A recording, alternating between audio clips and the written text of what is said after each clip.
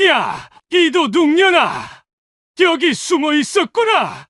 부산국제시장 골목길이었습니다. 70대 노인이 허름한 작업복을 입은 여자를 멍하니 바라보고 있었습니다. 아들의 장례식 날밤 5천만 원짜리 시계와 1억이 넘는 부의금을 들고 사라진 여자, 바로 자신의 며느리였습니다. 10년 동안 도둑으로 낙인 찍혀 쫓겨난 여자가 지금 그의 눈앞에서 시장 바닥을 닦고 있었습니다. 하지만 노인은 그날의 진실을 아직 모릅니다. 며느리가 왜 그날 밤 사라져야 했는지, 정말 그녀가 돈을 훔친 것인지, 과연 10년 전 그날 밤 무슨 일이 있었던 걸까요?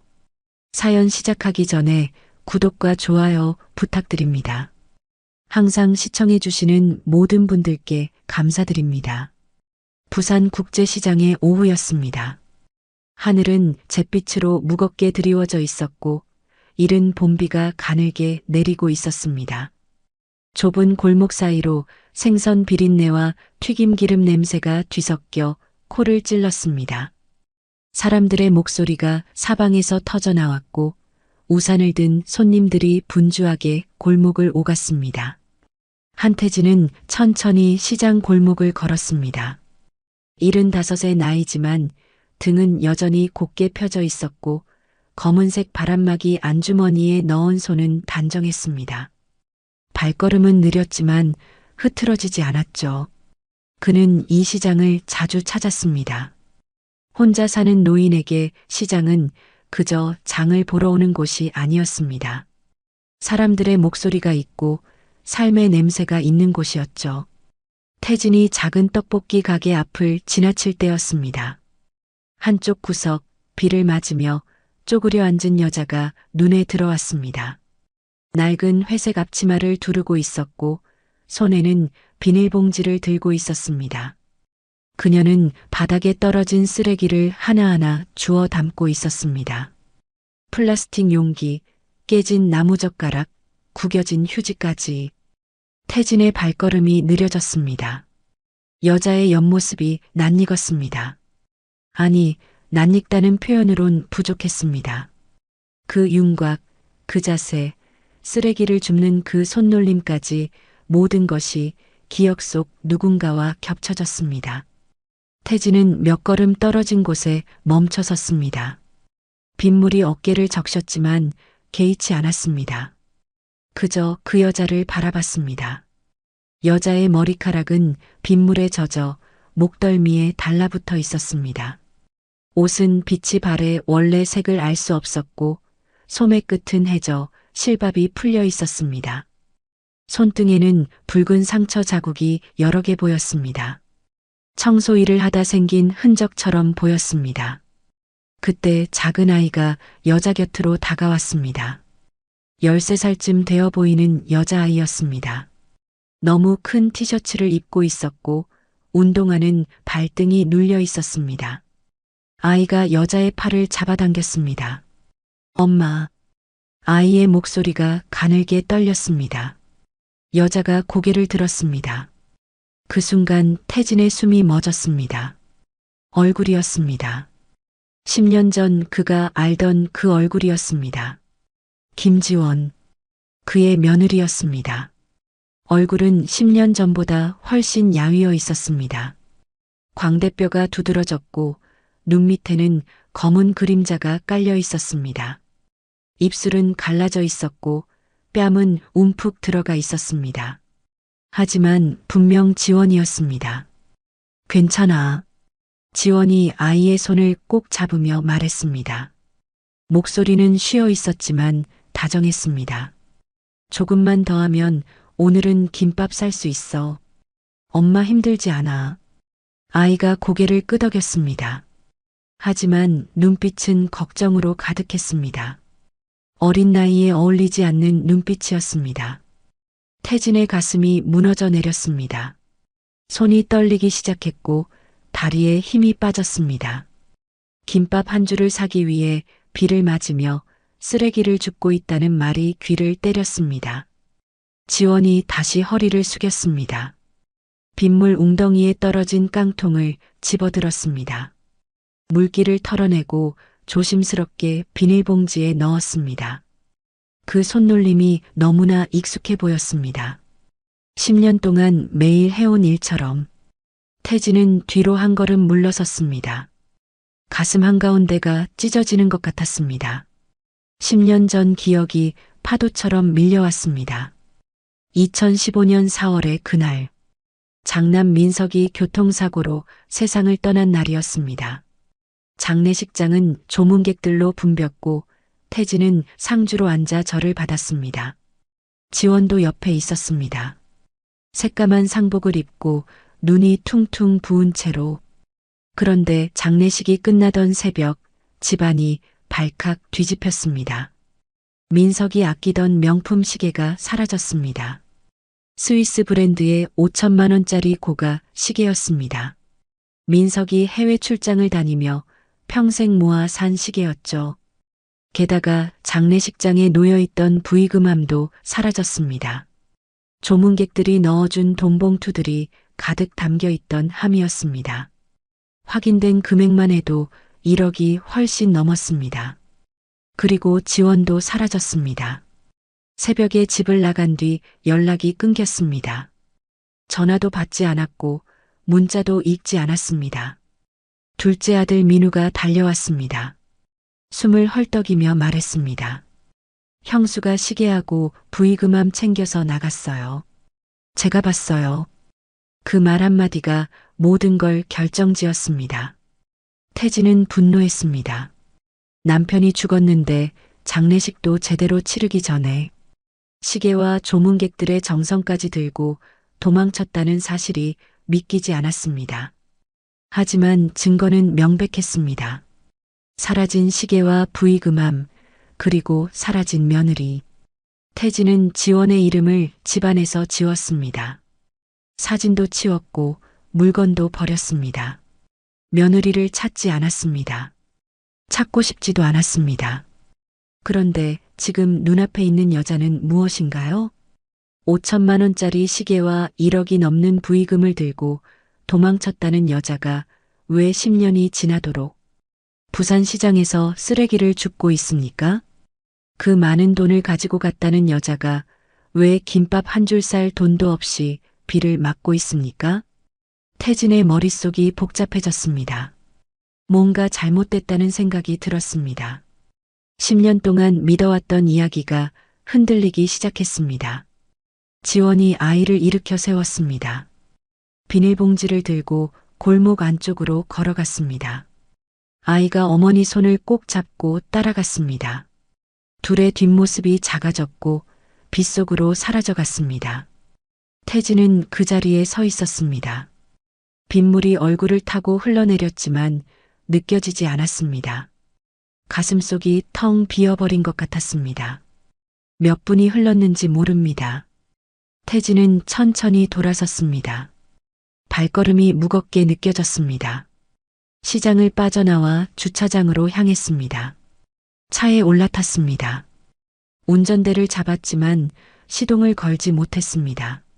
손이 떨렸고 숨이 막혔습니다. 눈앞에는 지원의 야윈 얼굴이 떠올랐습니다. 젖은 머리카락, 상처난 손등, 해진 옷소매, 그리고 아이의 목소리가 귓가에 맴돌았습니다. 엄마. 그 가느다란 목소리가 가슴을 쥐어짰습니다. 태진은 두 손으로 얼굴을 감쌌습니다.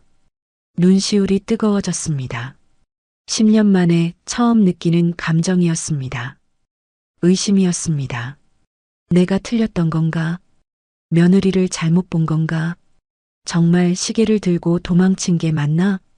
질문들이 머릿속을 채웠습니다. 하지만 답은 없었습니다. 태진은 한참을 그렇게 앉아 있었습니다. 차창 밖으로 빗줄기가 굵어졌습니다.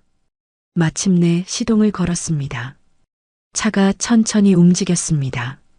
주차장을 빠져나와 큰 길로 향했습니다. 하지만 집으로 가는 길이 멀게만 느껴졌습니다. 머릿속에는 온통 지원뿐이었습니다. 10년 전 화사하던 며느리의 모습과 오늘 본 야위고 지친 여자의 모습이 겹쳐졌습니다. 어떻게 이렇게까지 변할 수 있을까요?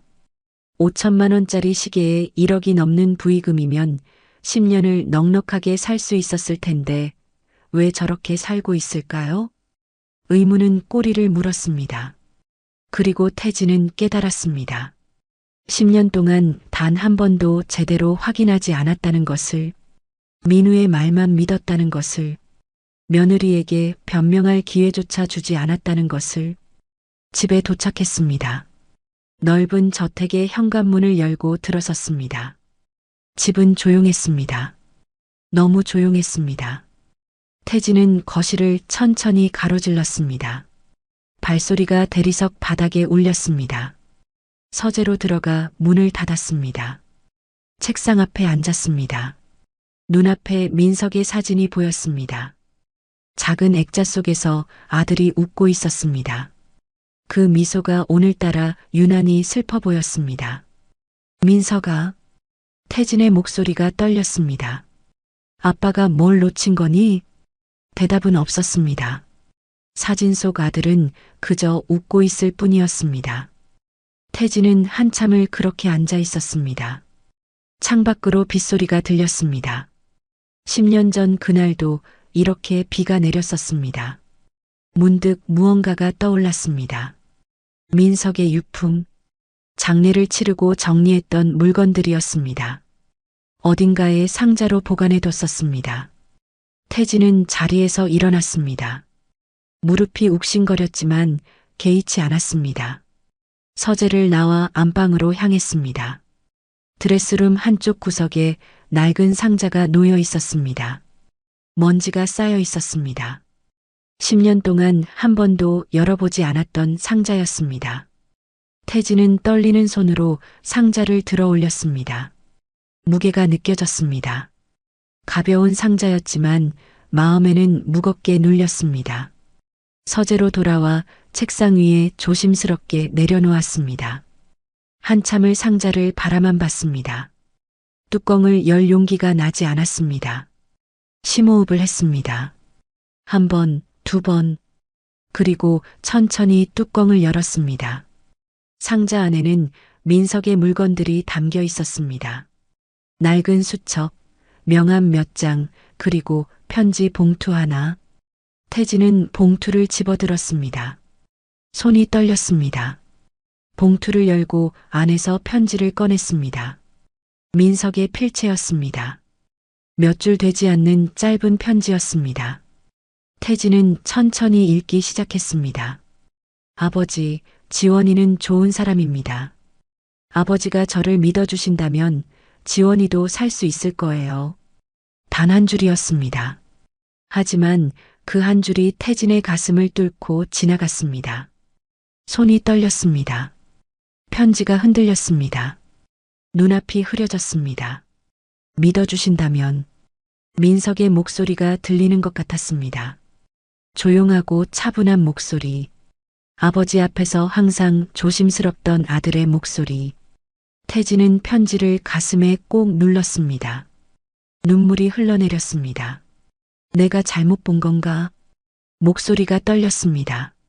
10년 동안 믿어왔던 진실이 무너지고 있었습니다. 창밖으로 빗소리가 점점 커졌습니다. 태진은 편지를 내려다봤습니다. 아들의 글씨가 번져 보였습니다. 이제 알아야 했습니다. 10년 전 그날 무슨 일이 있었는지, 며느리가 정말 시계와 부의금을 들고 도망친 건지, 왜 저렇게 비참하게 살고 있는지. 태진은 천천히 고개를 들었습니다. 민석의 사진을 바라봤습니다. 민석아, 아빠가 이제 알아볼게. 목소리에 결기가 실렸습니다. 진실이 뭔지 끝까지 알아낼 거야. 그날 밤 태진은 잠들지 못했습니다. 빗소리를 들으며 10년 전 그날을 떠올렸습니다. 그리고 내일 무엇을 해야 할지 생각했습니다. 창밖으로 새벽이 밝아오고 있었습니다. 빗줄기는 여전했습니다. 태진은 창가에 서서 먼 하늘을 바라봤습니다. 이제 시작이었습니다. 2015년 4월 12일 태진은 그날을 평생 잊을 수 없었습니다. 새벽 3시 전화벨이 울렸어요. 잠에서 깬 태진은 침대 옆 탁자에서 핸드폰을 집어들었습니다. 화면에 뜬 번호는 모르는 번호였어요. 여보세요. 태진의 목소리는 잠에서 깬 사람의 목소리였습니다. 하지만 전화기 너머로 들려온 말 한마디에 그는 완전히 깨어났죠. 한태진 회장님 댁이십니까? 저는 부산대학교병원 응급실입니다. 아드님이 교통사고로 이송되셨는데 핸드폰이 손에서 미끄러질 뻔했습니다. 태진은 침대에서 벌떡 일어났습니다. 지금 어디라고 했습니까? 목소리가 떨렸어요. 병원으로 달려갔습니다. 응급실 앞 복도는 하얗고 차가웠어요. 소독약 냄새가 코를 찔렀고 형광등 불빛이 눈부셨습니다. 의사가 나왔어요. 초록색 수술복을 입고 있었고 마스크를 내리고 있었습니다. 표정이 무거웠어요. 유족분이십니까? 그 한마디에 태진은 알았습니다. 최선을 다했지만 의사의 말이 이어졌지만 귀에 들어오지 않았어요. 태진의 다리에서 힘이 빠졌습니다. 벽에 기대야 했어요. 장남 민석, 41살. 회사 영업이사였고 아버지의 자랑이었습니다. 성실하고 책임감 있는 아들이었어요. 그 아들이 경부고속도로에서 화물차와 충돌해 즉사했습니다. 야근을 마치고 집으로 돌아가던 길이었다고 했어요. 태진은 영안실로 내려갔습니다. 차가운 침대 위에 하얀 천으로 덮인 아들이 누워 있었어요. 천을 걷어냈습니다. 민석의 얼굴은 평온해 보였습니다. 자고 있는 것처럼. 하지만 차가웠어요. 너무 차가웠습니다. 민석아. 태진의 목소리가 갈라졌습니다. 손을 뻗어 아들의 얼굴을 쓰다듬었어요. 눈물이 흘러내렸습니다. 얼마나 시간이 흘렀을까요? 발소리가 들렸습니다. 며느리 지원이었어요. 지원은 남편의 시신 앞에 무릎을 꿇었습니다. 하얀 천을 붙잡고 온몸을 떨었어요. 비명을 삼킨 듯한 흐느낌이 영안실을 가득 채웠습니다. 민석 씨, 민석 씨. 지원의 목소리는 갈라져 있었어요. 눈물과 콧물이 범벅이 되었지만 닿지 않았습니다. 그저 남편의 차가운 손을 붙잡고 흔들었어요. 태진은 며느리를 바라봤습니다. 지원의 모습이 애처로웠어요. 32의 젊은 나이에 과부가 된 여자. 두 아이의 엄마. 장례식은 사흘장으로 치러졌습니다. 장례식장은 조문객들로 붐볐어요. 회사 직원들, 거래처 사람들, 친척들, 친구들.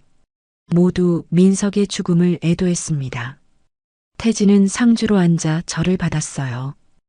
허리가 끊어질 듯 아팠지만 참았습니다. 둘째 아들 민우가 옆에서 아버지를 도왔어요.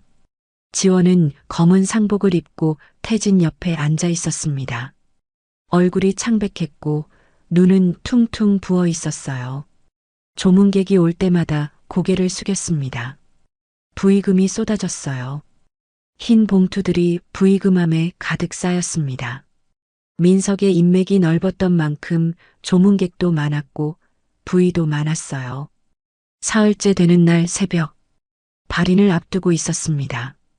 태진은 잠시 빈소를 비우고 화장실로 갔어요. 복도를 걷는데 민우가 달려왔습니다. 얼굴이 창백했고 숨이 가빴어요. 아버지, 큰일 났어요. 민우의 목소리가 떨렸습니다. 형수가 없어졌어요. 그리고 형 시계도 없어졌어요. 태진의 심장이 철렁 내려앉았어요. 무슨 소리냐? 제가 봤어요. 새벽에 형수가 큰 가방을 들고 나가는 걸요. 이상해서 빈소에 가봤더니 형 시계가 없어졌어요. 부의금함도 열려 있었고요. 태진은 빈소로 달려갔습니다. 민석의 영정 옆 작은 탁자 위에 놓여있던 시계가 사라져 있었어요. 5천만 원짜리 스위스 명품 시계. 민석이 평생 아끼던 물건이었습니다. 부의금함도 열려 있었어요. 안은 텅 비어 있었습니다. 흰 봉투들이 모두 사라져 있었어요. 태진의 손이 떨렸습니다. 화가 치밀어 올랐어요. 지원이 전화 안 받나? 민우가 고개를 저었습니다. 계속 전화했는데 꺼져 있어요. 태진은 주먹을 쥐었어요. 손톱이 손바닥을 파고들었습니다. 믿을 수 없었어요. 며느리가 남편의 장례식 도중에 시계와 부의금을 들고 도망쳤다는 사실이. 하지만 증거는 명백했습니다. 민우가 조심스럽게 말했어요. 형수짐도 없어졌어요. 옷이랑 화장품이랑 다 챙겨간 것 같아요. 태진의 가슴이 무너져 내렸습니다. 아들을 잃은 슬픔에 며느리의 배신까지 견딜 수 없는 무게였어요. 발의는 예정대로 진행됐습니다. 하지만 상주석에는 며느리가 없었어요. 친척들이 수군거렸습니다. 며느리는 어디 갔대? 장례식 도중에 어디를 간 거야? 이상하네, 정말. 태진은 아무 말도 하지 않았어요. 수치스러웠습니다. 아들의 장례식에서 며느리가 도망쳤다는 사실을 차마 입 밖에 낼 수 없었어요. 장례를 마치고 집으로 돌아왔습니다. 텅 빈 집이 더 크게 느껴졌어요. 태진은 거실 소파에 주저앉았습니다. 민우가 옆에 앉았습니다. 아버지, 경찰에 신고할까요? 태진은 고개를 저었어요. 집안 망신이다. 신고하지 마라. 하지만 부의금만 해도 1억이 넘는데 그 돈은 없는 걸로 쳐라. 대신 지원이는 우리 집안 사람이 아니다. 호적에서 팔아. 민우는 아무 말도 하지 못했습니다. 그날 밤부터 태진은 술을 마시기 시작했어요. 혼자 서재에 앉아 소주를 마셨습니다. 한 병, 두 병. 취해서야 잠들 수 있었어요. 꿈에서 민석을 봤습니다. 아들이 웃고 있었습니다. 하지만 태진이 손을 뻗으면 사라졌습니다. 민석아. 잠에서 깨면 눈물이 베개를 적시고 있었습니다. 며느리에 대한 원망이 커졌습니다. 어떻게 그럴 수 있을까? 남편이 죽었는데 시계와 부의금을 들고 도망칠 수 있을까? 두 아이는 어떻게 하려고? 의문이 꼬리를 물었지만 답은 없었습니다. 지원은 연락이 끊겼습니다. 핸드폰은 꺼져 있었고 지원의 친정 어머니도 연락이 안 된다고 했습니다. 한 달이 지났습니다. 친척들 사이에서 소문이 돌기 시작했습니다. 며느리가 남자 있었던 거 아니야? 돈 들고 도망쳤다며? 불쌍한 회장님, 아들도 잃고 며느리한테 배신까지 당하고. 태진은 그 말들을 듣고도 아무 말하지 않았습니다. 해명할 기력도 없었고 변명할 말도 없었습니다. 2달이 지났습니다. 태진은 지원의 흔적을 지우기 시작했습니다. 집안에 있던 며느리 사진을 모두 치웠습니다. 옷과 물건들도 버렸습니다. 손주들 사진도 치웠습니다. 5살 민준이와 3살 서연이 귀여운 손주들이었지만 볼 수 없었습니다. 그 아이들을 보면 며느리가 생각났습니다. 민우가 조심스럽게 물었습니다. 아버지, 조카들은 어떻게 하시려고요? 모른다. 그 애들 엄마가 알아서 키우겠지. 태진의 목소리는 차갑게 식어 있었습니다. 3달이 지났습니다. 태진은 회사 일에만 몰두했습니다. 아침 일찍 출근해서 밤늦게 퇴근했습니다. 집에 있으면 민석 생각이 나고 지원에 대한 분노가 치밀어 올랐습니다. 1년이 지났습니다. 2년이 지났습니다. 태진은 점점 말이 없어졌습니다. 웃음도 잃었습니다. 회사 직원들이 걱정했습니다. 회장님이 많이 변하셨어요. 예전엔 그래도 웃으시곤 했는데. 하지만 태진은 개의치 않았습니다. 아들을 잃고 며느리에게 배신당한 사람이 어떻게 웃을 수 있습니까? 5년이 지났습니다. 태진은 여전히 혼자였습니다. 민우는 결혼해서 분가했고 큰 집엔 태진 혼자 남았습니다. 밤마다 술을 마셨습니다. 서재에 앉아 민석 사진을 보며 혼잣말을 했습니다. 민석아, 내 아내가 어디서 뭐라고 사는지 아냐? 아빠는 모르겠다. 대답은 없었습니다. 사진 속 아들은 그저 웃고 있을 뿐이었습니다. 태진은 지원을 잊으려 애썼습니다. 하지만 완전히 잊을 수는 없었습니다. 가끔 밤에 잠에서 깨면 생각했습니다. 며느리는 지금 어디서 뭘 하고 있을까? 그 많은 돈으로 잘 살고 있을까? 손주들은 잘 크고 있을까? 하지만 곧 고개를 저었습니다. 알고 싶지 않았습니다. 다시는 그 여자를 보고 싶지 않았습니다. 10년이 지났습니다. 2025년 봄, 태진은 75이 되었습니다. 머리는 새하얗게 새었고 허리는 굽었습니다. 하지만 여전히 혼자 살았습니다. 그러던 어느 날, 비오는 부산 국제시장에서 태진은 며느리를 다시 만났습니다. 쓰레기를 줍는 여자, 김밥 한 줄 쌀 돈도 없는 여자, 야위고 지친 얼굴의 여자. 그 여자가 10년 전 5천만 원짜리 시계와 1억이 넘는 부의금을 들고 도망쳤다는 며느리 지원이었습니다. 태진의 머릿속이 복잡해졌습니다. 10년 동안 믿어왔던 이야기가 흔들렸습니다. 뭔가 잘못됐습니다. 분명 뭔가 잘못됐습니다. 태진은 그날 밤 잠들지 못했습니다. 10년 전 그날을 계속 떠올렸습니다. 민우가 말했습니다. 형수가 시계하고 부의금함 챙겨서 나갔어요. 하지만 정말 그럴까요? 민우가 직접 본 건가요? 아니면 다른 사람에게 들은 건가요? 의문이 피어났습니다. 10년 만에 처음 느끼는 의심이었습니다. 태진은 책상 서랍을 열었습니다. 오래된 수첩을 꺼냈습니다. 펜을 들었습니다. 그리고 적기 시작했습니다.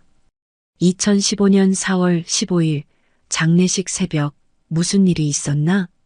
첫 번째 질문이었습니다. 민우는 정말 지원이 나가는 걸 봤나? 두 번째 질문이었습니다. 시계와 부의금은 정말 지원이 가져갔나? 세 번째 질문이었습니다. 질문들이 계속 이어졌습니다. 태진의 손은 멈추지 않았습니다. 10년 동안 묻어뒀던 의문들이 수면 위로 떠올랐습니다. 창밖으로 동이 트고 있었습니다. 태진은 수첩을 덮었습니다. 이제라도 알아야 한다. 목소리에 결기가 실렸습니다. 진실이 뭔지 반드시 알아낼 거야. 새로운 시작이었습니다. 10년이란 시간은 길었습니다. 하지만 태진에게 그 10년은 어제 같았습니다. 민석을 잃은 슬픔은 시간이 지나도 옅어지지 않았습니다. 태진은 매일 아침 6시에 일어났습니다. 침대에서 일어나 창문을 열었습니다. 부산 바다가 보이는 집이었습니다.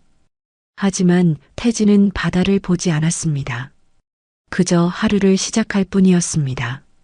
아침 식사는 간단했습니다. 토스트 한 잔과 커피 한 잔. 혼자 먹는 식사는 맛이 없었습니다.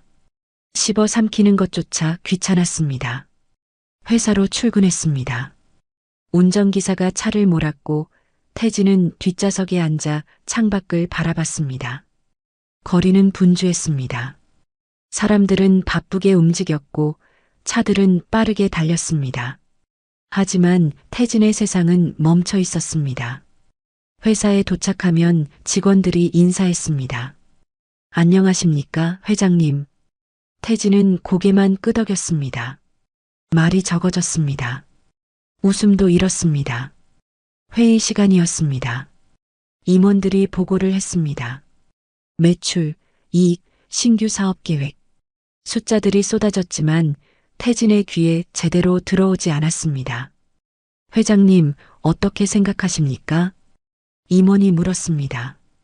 태진은 잠시 침묵했습니다. 자네들이 알아서 해. 목소리는 무덤덤했습니다. 예전 같으면 하나하나 꼼꼼히 따졌을 태진이었습니다. 하지만 이제는 관심이 없었습니다. 점심시간이 되었습니다. 태진은 사장실에서 혼자 도시락을 먹었습니다. 비서가 준비해준 음식이었지만 맛을 느낄 수 없었습니다. 그저 배를 채울 뿐이었습니다. 오후 3시, 태진은 서랍에서 소주병을 꺼냈습니다. 작은 종이컵에 따라 마셨습니다. 목이 타는 듯 했지만 개의치 않았습니다. 비서가 노크를 했습니다. 회장님, 괜찮으십니까? 들어오지 마. 태진의 목소리는 거칠었습니다. 비서는 더 이상 말하지 않았습니다. 퇴근 시간이 되어도 태진은 집으로 가지 않았습니다. 사장실에 남아 있었습니다. 창밖으로 해가 지고 어둠이 내렸습니다. 책상 서랍을 열었습니다. 안에는 민석의 사진이 들어 있었습니다. 대학 졸업식 날 찍은 사진이었습니다. 학사모를 쓰고 웃고 있는 아들. 민석아. 태진의 목소리가 떨렸습니다. 아빠가 널 못 지켰다. 사진을 가슴에 꼭 안았습니다. 눈물이 흘러내렸습니다. 집으로 돌아오는 길은 멀었습니다. 운전기사도 말이 없었습니다. 차 안은 조용했습니다. 현관문을 열고 들어섰습니다. 집은 어두웠습니다. 불을 켜지 않았습니다. 어둠 속에서 거실을 가로질렀습니다. 서재로 들어갔습니다. 책상 위에는 소주병이 놓여 있었습니다. 아침에 마시다 남긴 것이었습니다. 잔에 따라 마셨습니다. 1잔, 2잔, 3잔. 취기가 올라왔습니다. 머리가 어지러웠지만 계속 마셨습니다. 민서가, 내 아내 말이야. 혼잣말이 시작되었습니다. 그 여자가 어디서 뭐라고 사는지 아냐? 대답은 없었습니다. 5천만 원짜리 시계에 1억이 넘는 부의금을 들고 도망쳤잖아. 그 돈이면 10년을 잘 살았겠지? 목소리에 원망이 섞였습니다. 내가 그렇게 사랑했던 여자가 그런 사람이었어. 아빠는 처음부터 알았어. 그 여자 믿을 수 없다고. 소주를 또 마셨습니다. 병이 비었습니다. 새 병을 땄습니다. 손주들은 뭐하고 있을까? 민준이랑 서연이. 벌써 15, 13살이 됐겠네. 잠시 침묵이 흘렀습니다. 미안하다, 민서가. 아빠가 내 자식들을 돌보지 못했어. 목소리가 갈라졌습니다. 밤이 깊었습니다. 태진은 책상에 엎드려 잠들었습니다. 꿈에서 민석을 봤습니다. 아들이 뭔가 말하려 했지만 목소리가 들리지 않았습니다. 아침이 되었습니다. 목이 뻐근했습니다. 머리가 깨질 듯 아팠습니다. 하지만 이것이 일상이었습니다. 주말이 되었습니다. 태진은 민석의 묘를 찾아갔습니다. 한 달에 한 번씩 가는 곳이었습니다. 묘지는 조용했습니다. 잔디가 깔끔하게 정돈되어 있었습니다. 태진은 묘비 앞에 무릎을 꿇었습니다. 민서가, 아빠 왔다. 묘비를 닦았습니다. 먼지 하나 없이 깨끗했지만 계속 닦았습니다. 회사는 잘 돌아가고 있어. 내가 걱정하지 않아도 돼. 거짓말이었습니다. 회사는 예전 같지 않았습니다. 태진의 관심이 줄어든 만큼 성과도 떨어졌습니다. 내 동생 민우가 이사로 승진했어. 잘하고 있더라. 이것도 반은 거짓말이었습니다. 민우는 일을 하긴 했지만 민석만큼은 아니었습니다. 내 아내는 말을 멈췄습니다. 무어라 말해야 할까요? 보고 싶지 않다. 다시는. 목소리가 단호했습니다. 1시간을 앉아 있었습니다. 바람이 불었습니다. 나뭇잎이 흔들렸습니다. 집으로 돌아왔습니다. 현관에 신발이 여러 켤레 놓여 있었습니다. 누가 왔나 봅니다. 거실로 들어가니 친척들이 앉아 있었습니다. 동생 부부, 조카들, 사촌들. 형님 오셨어요. 동생이 일어났습니다. 무슨 일이냐? 태진의 목소리는 차가웠습니다. 그냥 형님 얼굴 보러 왔죠. 요즘 너무 혼자 계시는 것 같아서요. 나 혼자 있는 게 편하다. 그래도 가족인데. 가끔은 같이 식사라도 해야죠. 태진은 아무 말 하지 않았습니다. 소파에 앉았습니다. 조카 며느리가 차를 내왔습니다. 태진은 받지 않았습니다.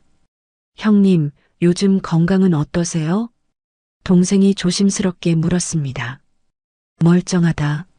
술을 좀 줄이셔야 할 것 같은데요. 회사 사람들도 걱정하더라고요. 태진의 눈빛이 날카로워졌습니다. 내일은 내가 알아서 한다. 그래도 가보지 그래. 볼일 다 봤으면. 동생은 더 이상 말하지 못했습니다. 분위기가 싸늘해졌습니다. 친척들이 하나둘 일어났습니다. 인사를 하고 나갔습니다. 태진은 배웅도 하지 않았습니다. 혼자 남았습니다. 다시 조용해졌습니다. 거실을 걷다가 벽에 걸린 가족 사진을 봤습니다. 15년 전 찍은 사진이었습니다. 태진, 아내, 민석, 민우 모두 웃고 있었습니다. 아내는 5년 전 세상을 떠났습니다. 암이었습니다. 태진은 아내의 임종도 제대로 지키지 못했습니다. 회사 일로 출장 중이었거든요. 민석은 10년 전 세상을 떠났습니다. 교통사고였습니다. 이제 남은 건 태진과 민우뿐이었습니다. 하지만 태진은 민우와도 거리가 멀었습니다. 저녁이 되었습니다. 식사를 하지 않았습니다. 배가 고프지 않았습니다. 서재로 들어갔습니다. 다시 소주병을 꺼냈습니다. 매일 밤의 의식이었습니다. 한 잔을 마셨습니다. 목구멍이 타들어갔습니다. 텔레비전을 켰습니다. 뉴스가 나왔습니다. 사건, 사고, 정치 뉴스. 귀에 들어오지 않았습니다. 채널을 돌렸습니다. 드라마가 나왔습니다. 행복한 가족 이야기였습니다. 껐습니다. 다시 조용해졌습니다. 시계 소리만 들렸습니다. 똑딱, 똑딱. 시간은 흘렀습니다. 하지만 태진의 시간은 10년 전에 멈춰 있었습니다. 민석이 죽은 그날, 며느리가 도망간 그날, 그날 이후로 태진의 인생은 무너졌습니다. 회사도 건강도 행복도 모두 무너졌습니다. 남은 건 분노뿐이었습니다.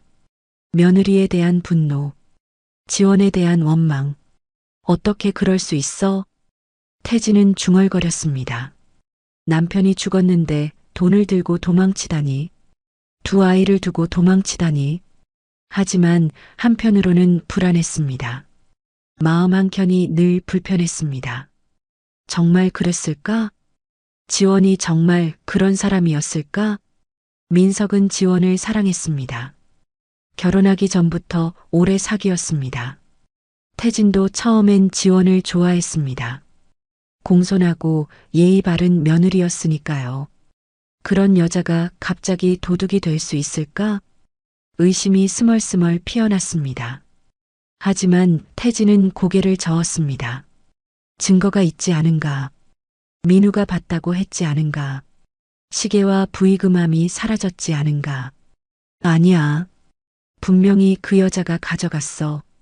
스스로를 설득했습니다. 하지만 의심은 완전히 사라지지 않았습니다. 밤마다 꿈에 나타났습니다. 지원의 얼굴이, 민석의 목소리가, 아버지, 지원이를 믿어주세요. 꿈에서 민석이 말했습니다. 태진은 잠에서 깼습니다. 식은땀이 흘렀습니다. 가슴이 두근거렸습니다. 창밖은 아직 어두웠습니다. 새벽 4시였습니다. 다시 잠들 수 없었습니다. 서재로 가서 앉았습니다. 책상 서랍을 열었습니다. 안에는 민석의 편지가 들어 있었습니다. 아버지가 저를 믿어주신다면 지원이도 살 수 있을 거예요. 편지를 다시 읽었습니다. 손이 떨렸습니다. 믿어주신다면. 태진은 편지를 내려놓았습니다. 믿을 수 있을까? 10년이 지난 지금 다시 믿을 수 있을까? 창밖으로 동이 트고 있었습니다. 새로운 날이 시작되었습니다. 하지만 태진의 마음속에는 여전히 어둠이 가득했습니다. 오해와 분노와 의심으로 가득 찬 어둠. 그 어둠이 거치려면 진실을 알아야 했습니다. 하지만 태진은 아직 준비되지 않았습니다. 진실이 두려웠습니다. 만약 자신이 틀렸다면, 만약 며느리가 무고했다면, 10년 동안 무고한 사람을 원망했다면, 그 죄책감을 감당할 수 있을까? 태진은 고개를 저었습니다. 아직은 아니었습니다. 하지만 비 오는 시장에서 며느리를 본 이후 그 생각이 점점 커지고 있었습니다. 언젠가는 알아야 했습니다. 진실을. 그날이 언제가 될지는 아직 몰랐지만 그날은 반드시 올 것이었습니다. 태진은 잠들 수 없었습니다. 시장에서 지원을 본 이후로 계속 그 모습이 눈에 밟혔습니다. 야윈 얼굴, 상처난 손, 해진 옷, 그리고 아이와 함께 김밥 한 줄을 사기 위해 쓰레기를 줍던 모습. 새벽 4시였습니다. 태진은 침대에서 일어났습니다.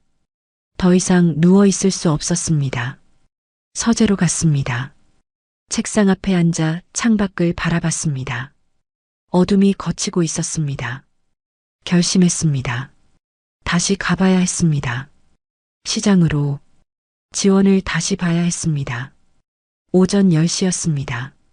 태진은 운전기사 없이 혼자 차를 몰았습니다. 국제시장으로 향했습니다. 시장 주차장에 차를 세웠습니다. 심호흡을 했습니다. 손이 떨렸습니다.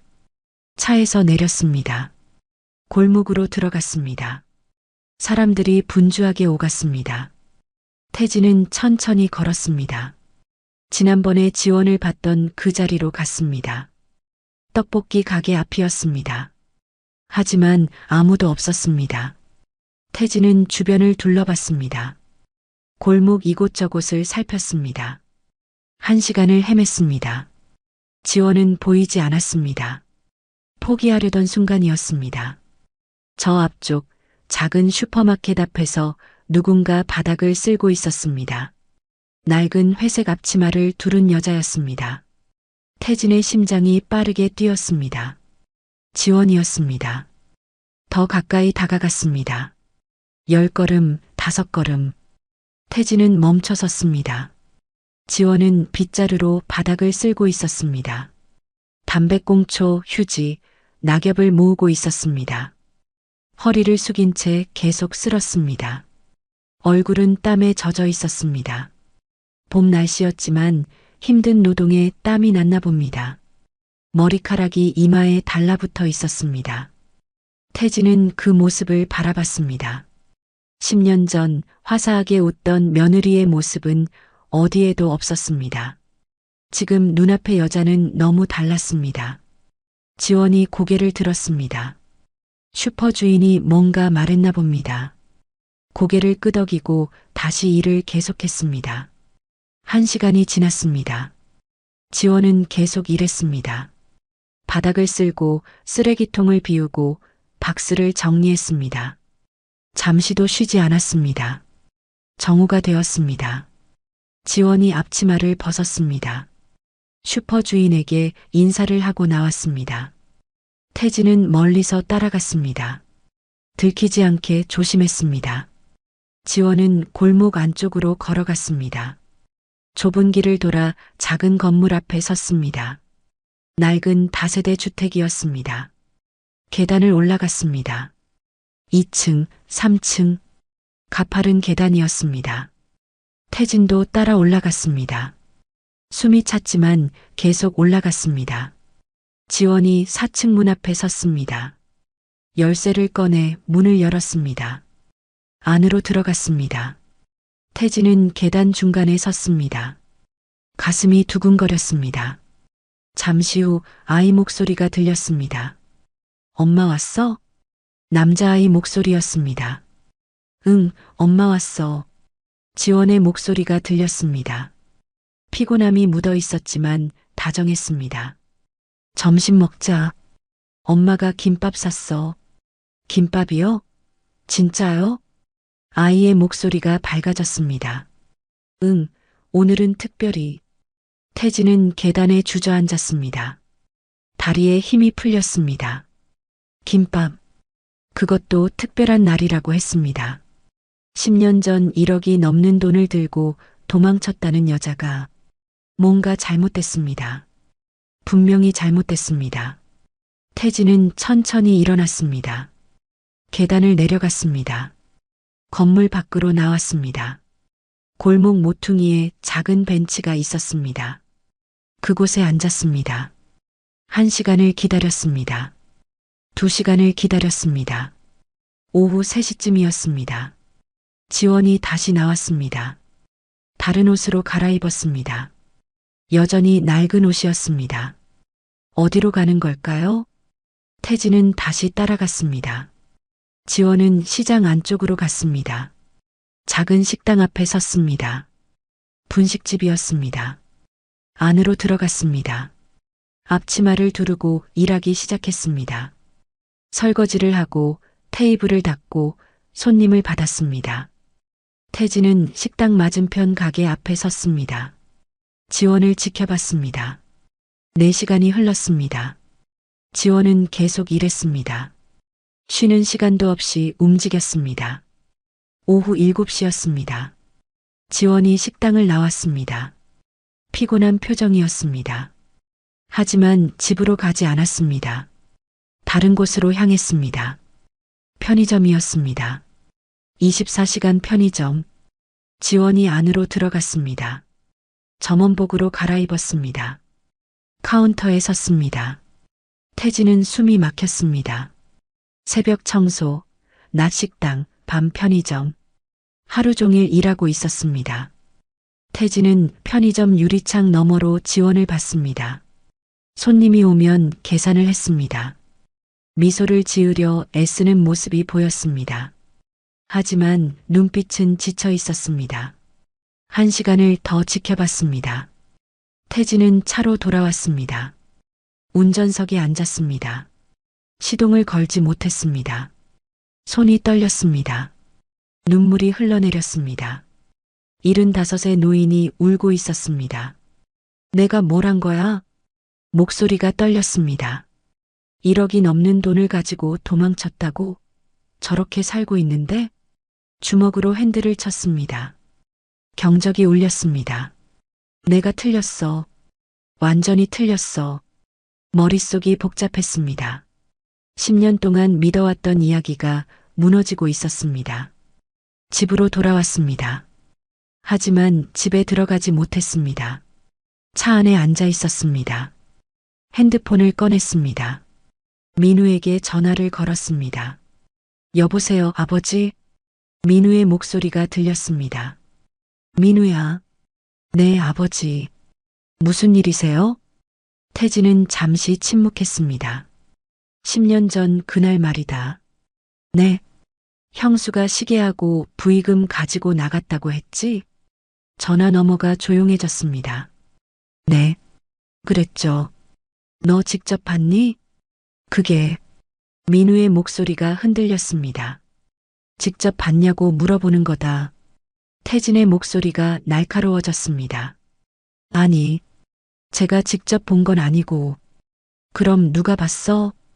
그날 새벽에 일어났는데 형수님이 안 계셔서요.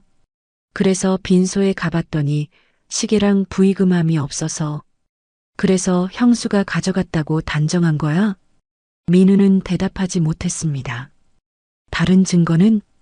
아버지, 왜 갑자기 이러세요? 물어보는 거야. 다른 증거가 있었냐고.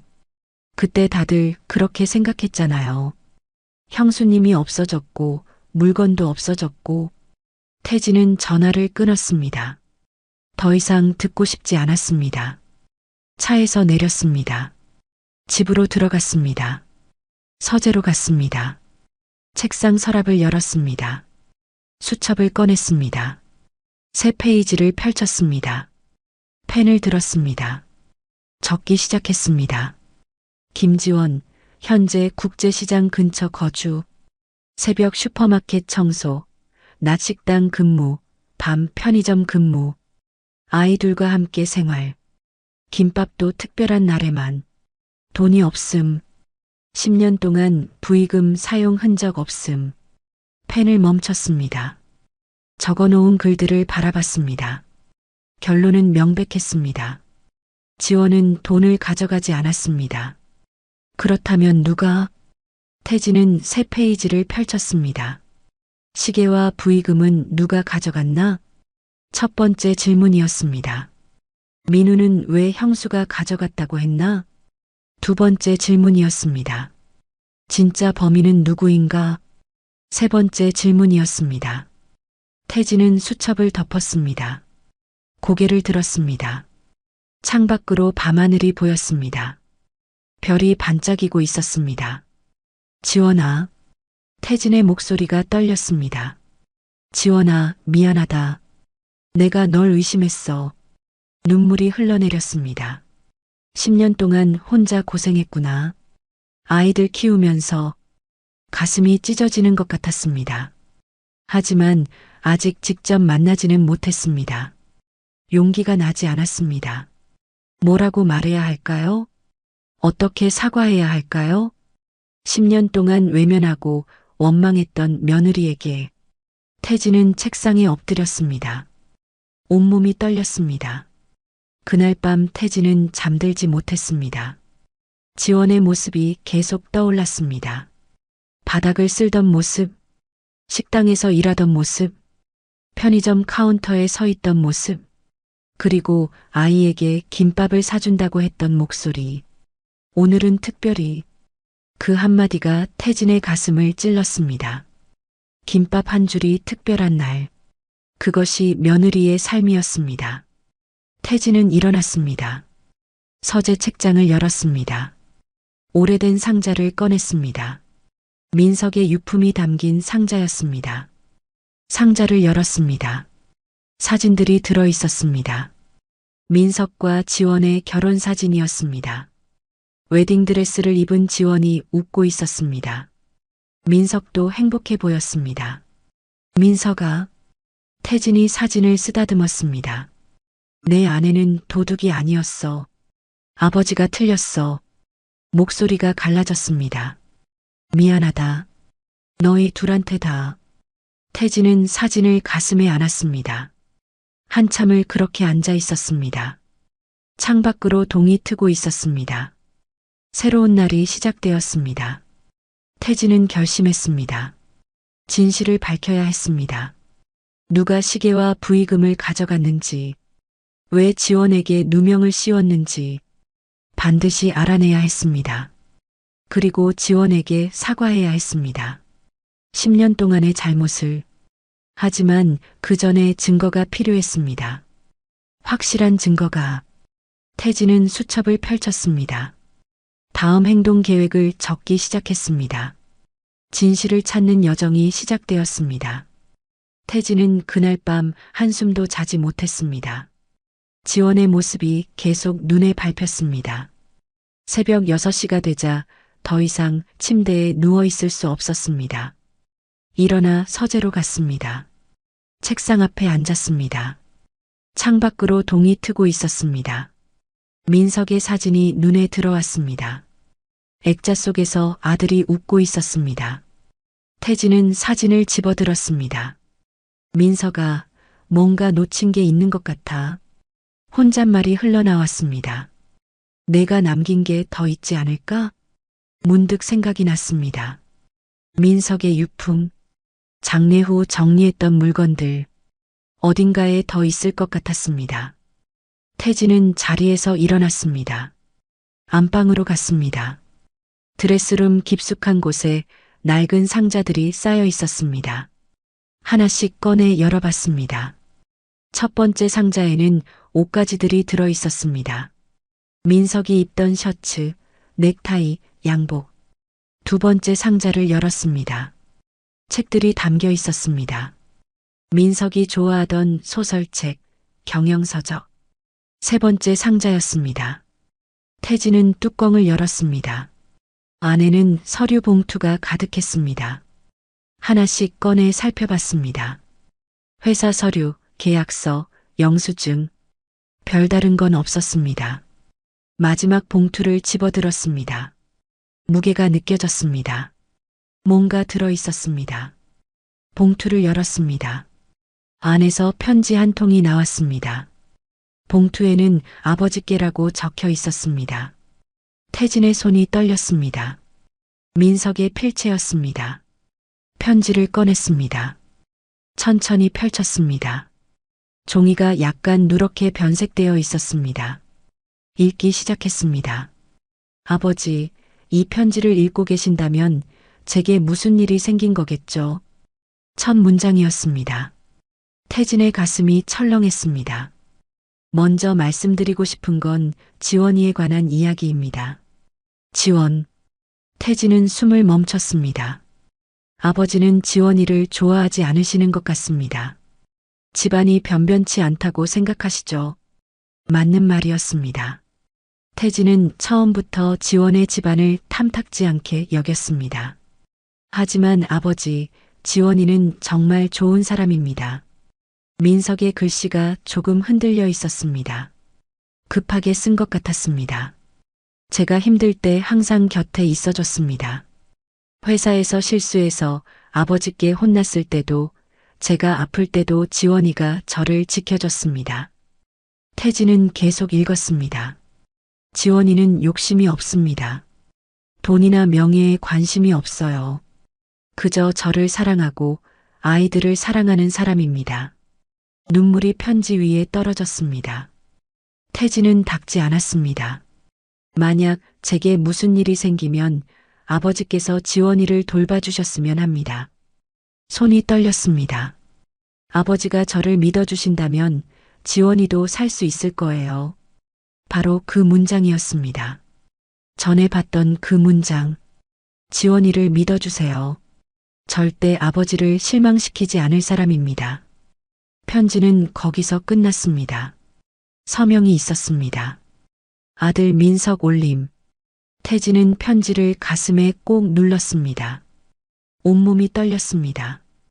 민석아. 목소리가 갈라졌습니다. 아버지가 널 믿지 못했어. 내 아내도 믿지 못했어. 눈물이 쏟아졌습니다. 내가 그렇게 부탁했는데 아버지는 오히려 지원이를 의심했어. 바닥에 주저앉았습니다. 편지를 꼭 쥐고 울었습니다. 한참을 울었습니다. 눈물이 마를 때까지. 천천히 일어났습니다. 편지를 다시 읽었습니다. 한 글자 한 글자. 아버지가 저를 믿어주신다면. 태진은 고개를 끄덕였습니다. 이제 믿을게, 민석아. 늦었지만 이제라도 믿을게. 편지를 조심스럽게 접었습니다. 가슴 주머니에 넣었습니다. 서재로 돌아왔습니다. 책상 서랍을 열었습니다. 수첩을 꺼냈습니다. 새 페이지를 펼쳤습니다. 맨 위에 크게 적었습니다. 민석의 유언 지원이를 믿어라. 그 아래 계속 적었습니다. 지원이는 돈이나 명예에 관심 없음. 욕심 없는 사람. 민석이가 사랑한 사람. 펜을 멈췄습니다. 적어놓은 글들을 바라봤습니다. 그렇습니다. 지원은 그런 사람이었습니다. 결혼 전부터 그랬습니다. 명품을 좋아하지 않았습니다. 비싼 식당보다 집밥을 좋아했습니다. 화려한 것보다 소박한 것을 좋아했습니다. 그런 사람이 어떻게 5천만 원짜리 시계와 1억 넘는 부의금을 훔칠 수 있을까요? 태진은 고개를 저었습니다. 불가능했습니다. 그렇다면 진짜 범인은 누구일까요? 태진은 다시 적기 시작했습니다. 그날 새벽 집에 있던 사람은 가족들이었습니다. 태진 자신, 민우, 친척 몇 명. 시계와 부의금함이 어디 있었나? 빈소였습니다. 장례식장 빈소. 누가 접근할 수 있었나? 가족들. 특히 민우. 태진의 펜이 멈췄습니다. 민우. 둘째 아들 민우가 처음 시계가 없어졌다고 말했습니다. 민우가 지원이 도망갔다고 했습니다. 하지만 민우는 직접 보지 못했다고 했습니다. 의심이 피어났습니다. 태진은 핸드폰을 집어들었습니다. 민우에게 전화를 걸려다 멈췄습니다. 아니었습니다. 직접 물어서는 안 되었습니다. 증거가 필요했습니다. 태진은 다시 수첩에 적었습니다. 민우 조사 필요. 그날 민우의 행적 확인. 민우의 통장 확인. 해야 할 일들이 늘어갔습니다. 하지만 혼자서는 어려웠습니다. 도움이 필요했습니다. 누구에게 부탁할까요? 전직 형사 친구가 떠올랐습니다. 최강현. 경찰에서 30년을 일한 친구였습니다. 태진은 전화를 걸었습니다. 벨이 울렸습니다. 여보세요? 강현의 목소리가 들렸습니다. 나야, 태진이. 오, 회장님. 웬일이십니까? 자네한테 부탁할 게 있네. 말씀하세요. 10년 전 일을 조사하고 싶네. 전화 너머가 조용해졌습니다. 민석이 사건 말씀이십니까? 그래. 다시 알아봐야 할 것 같아. 무슨 일이 있으셨습니까? 태진은 잠시 망설였습니다. 며느리를 봤네. 우연히. 아, 그 며느리요? 도망갔다던. 그게 잘못된 것 같아. 며느리는 도망간 게 아니야. 강연히 숨을 들이쉬는 소리가 들렸습니다. 확신하십니까? 내 눈으로 봤네. 며느리가 어떻게 사는지. 돈이 있을 리 없어. 알겠습니다. 도와드리죠. 고맙네. 내일 만나시죠. 자세한 이야기 들어야겠습니다. 그러지. 전화를 끊었습니다. 태진은 창밖을 바라봤습니다. 해가 중천에 떠 있었습니다. 민석의 편지를 다시 꺼냈습니다. 읽고 또 읽었습니다. 아버지가 저를 믿어주신다면. 태진은 편지를 입술에 갖다 댔습니다. 민석아, 아버지가 이제 제대로 할게. 목소리에 결기가 실렸습니다. 내 유언을 이제라도 지킬게. 지원이를 지켜줄게. 편지를 다시 가슴 주머니에 넣었습니다. 책상 위에 민석 사진을 보았습니다. 아들이 웃고 있었습니다. 그 미소가 이제는 격려처럼 느껴졌습니다. 태진은 자리에서 일어났습니다. 해야 할 일이 많았습니다. 진실을 밝혀야 했습니다. 누가 시계와 부의금을 가져갔는지, 왜 지원에게 누명을 씌웠는지, 그리고 지원에게 사과해야 했습니다. 10년 동안의 오해를, 10년 동안의 고통을. 태진은 수첩을 덮었습니다. 결심이 단단해졌습니다. 창밖으로 구름이 흘러갔습니다. 햇살이 쏟아졌습니다. 새로운 시작이었습니다. 진실을 향한 첫걸음이었습니다. 다음 날 오전 10시였습니다. 태진은 약속 장소로 향했습니다. 시내 한 조용한 카페였습니다. 강연이 먼저 와 있었습니다. 창가 자리에 앉아 커피를 마시고 있었습니다. 태진을 보자 손을 들어 인사했습니다. 회장님, 이쪽입니다. 태진이 자리에 앉았습니다. 강연이 커피 한 잔을 밀어줬습니다. 오랜만입니다. 고맙네. 이렇게 나와줘서. 강연이 노트를 꺼냈습니다. 펜도 함께. 어디서부터 시작할까요? 태진은 가슴 주머니에서 편지를 꺼냈습니다. 조심스럽게 펼쳐 강연에게 보여줬습니다. 이걸 찾았네. 민석이가 남긴 편지야. 강연이 편지를 읽었습니다. 표정이 진지해졌습니다. 며느리를 믿어달라는 내용이군요. 그래. 그래서 확인해 보려고. 어떤 걸 확인하고 싶으십니까?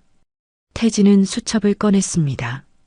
적어놓은 내용을 보여줬습니다. 며느리가 지금 어떻게 살고 있는지, 10년 동안 어떻게 살아왔는지. 강연이 고개를 끄덕였습니다. 알겠습니다. 주소는 아십니까? 국제시장 근처 다세대 주택이야. 4층에 살고 있더군. 확인해 보겠습니다. 이틀이 지났습니다. 강연에게서 연락이 왔습니다. 회장님 만나시죠. 자료를 좀 모았습니다. 같은 카페에서 만났습니다. 강연이 파일을 꺼내 테이블에 놓았습니다.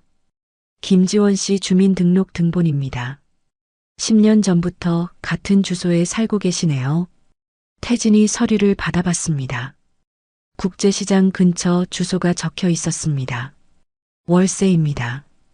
보증금 500만 원, 월 30만 원. 강연이 계속 설명했습니다. 은행 거래 내역도 확인했습니다. 또 다른 서류를 꺼냈습니다.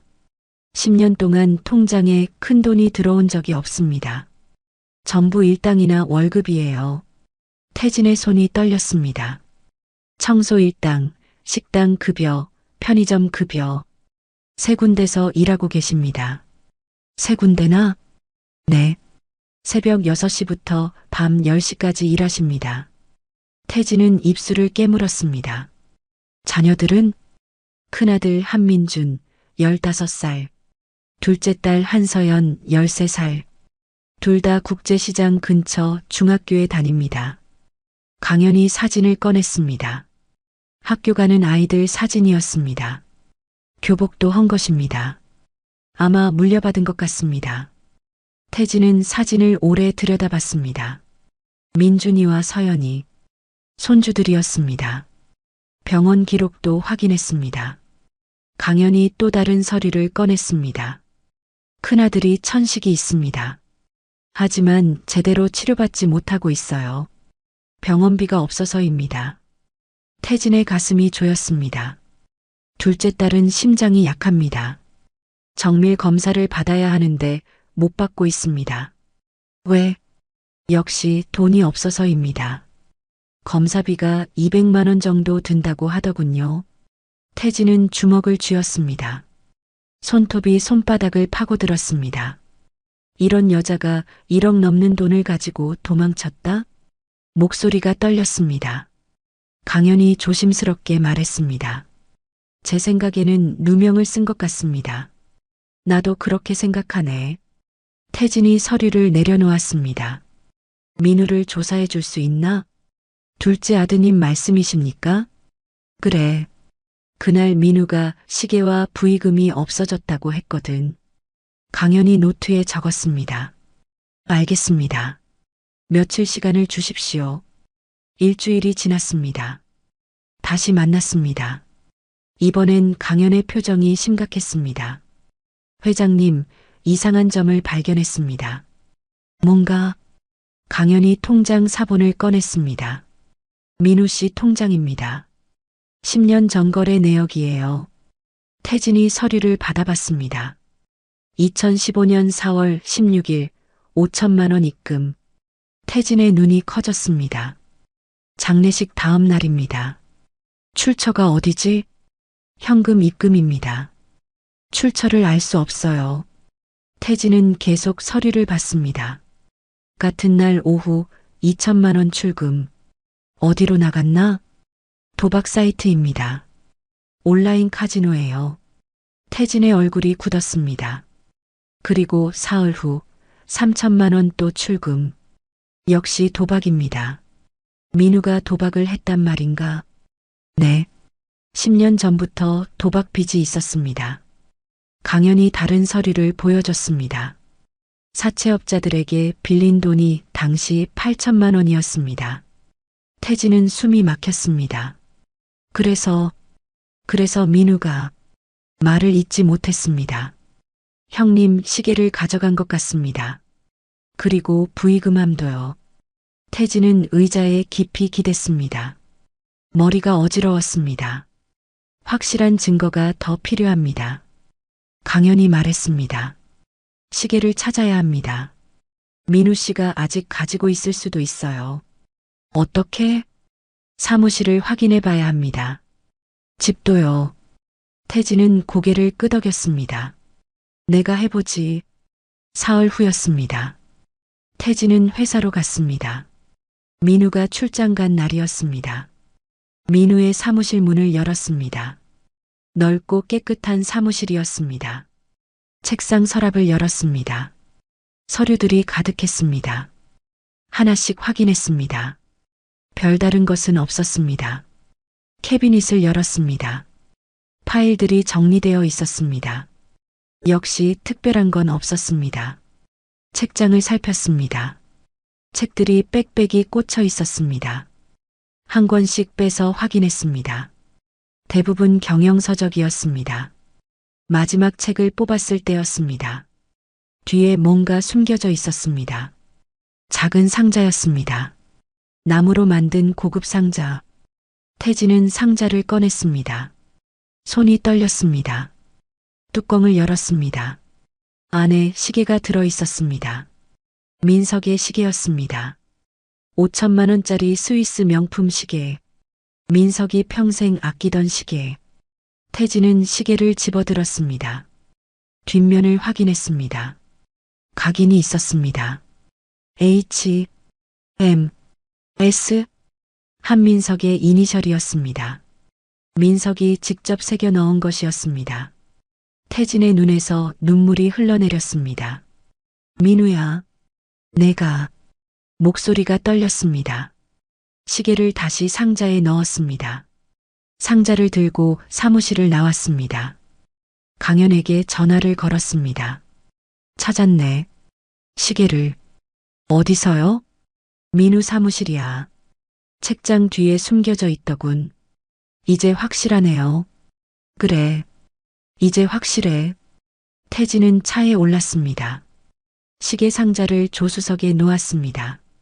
운전을 하면서 눈물이 계속 흘렀습니다. 둘째 아들이 형의 시계를 훔쳤습니다. 부의금도 가져갔습니다. 그리고 형수에게 누명을 씌웠습니다. 도박 빚을 갚기 위해. 태진은 주먹으로 핸들을 쳤습니다. 경적이 울렸습니다. 내가 뭘 한 거야? 내가 뭘 한 거야? 집에 도착했습니다. 서재로 들어갔습니다. 시계 상자를 책상에 놓았습니다. 한참을 바라봤습니다. 민석의 사진을 봤습니다. 민석아, 미안하다. 목소리가 갈라졌습니다. 아버지가 내 동생을 제대로 보지 못했어. 내 아내에게 누명을 씌운 놈이 바로 내 동생이었어. 주먹을 쥐었습니다. 이제 바로잡을 거야. 늦었지만 반드시 바로잡을 거야. 태진은 강연에게 다시 전화를 걸었습니다. 민우를 만나야겠네. 직접 물어봐야겠어. 준비하시겠습니까?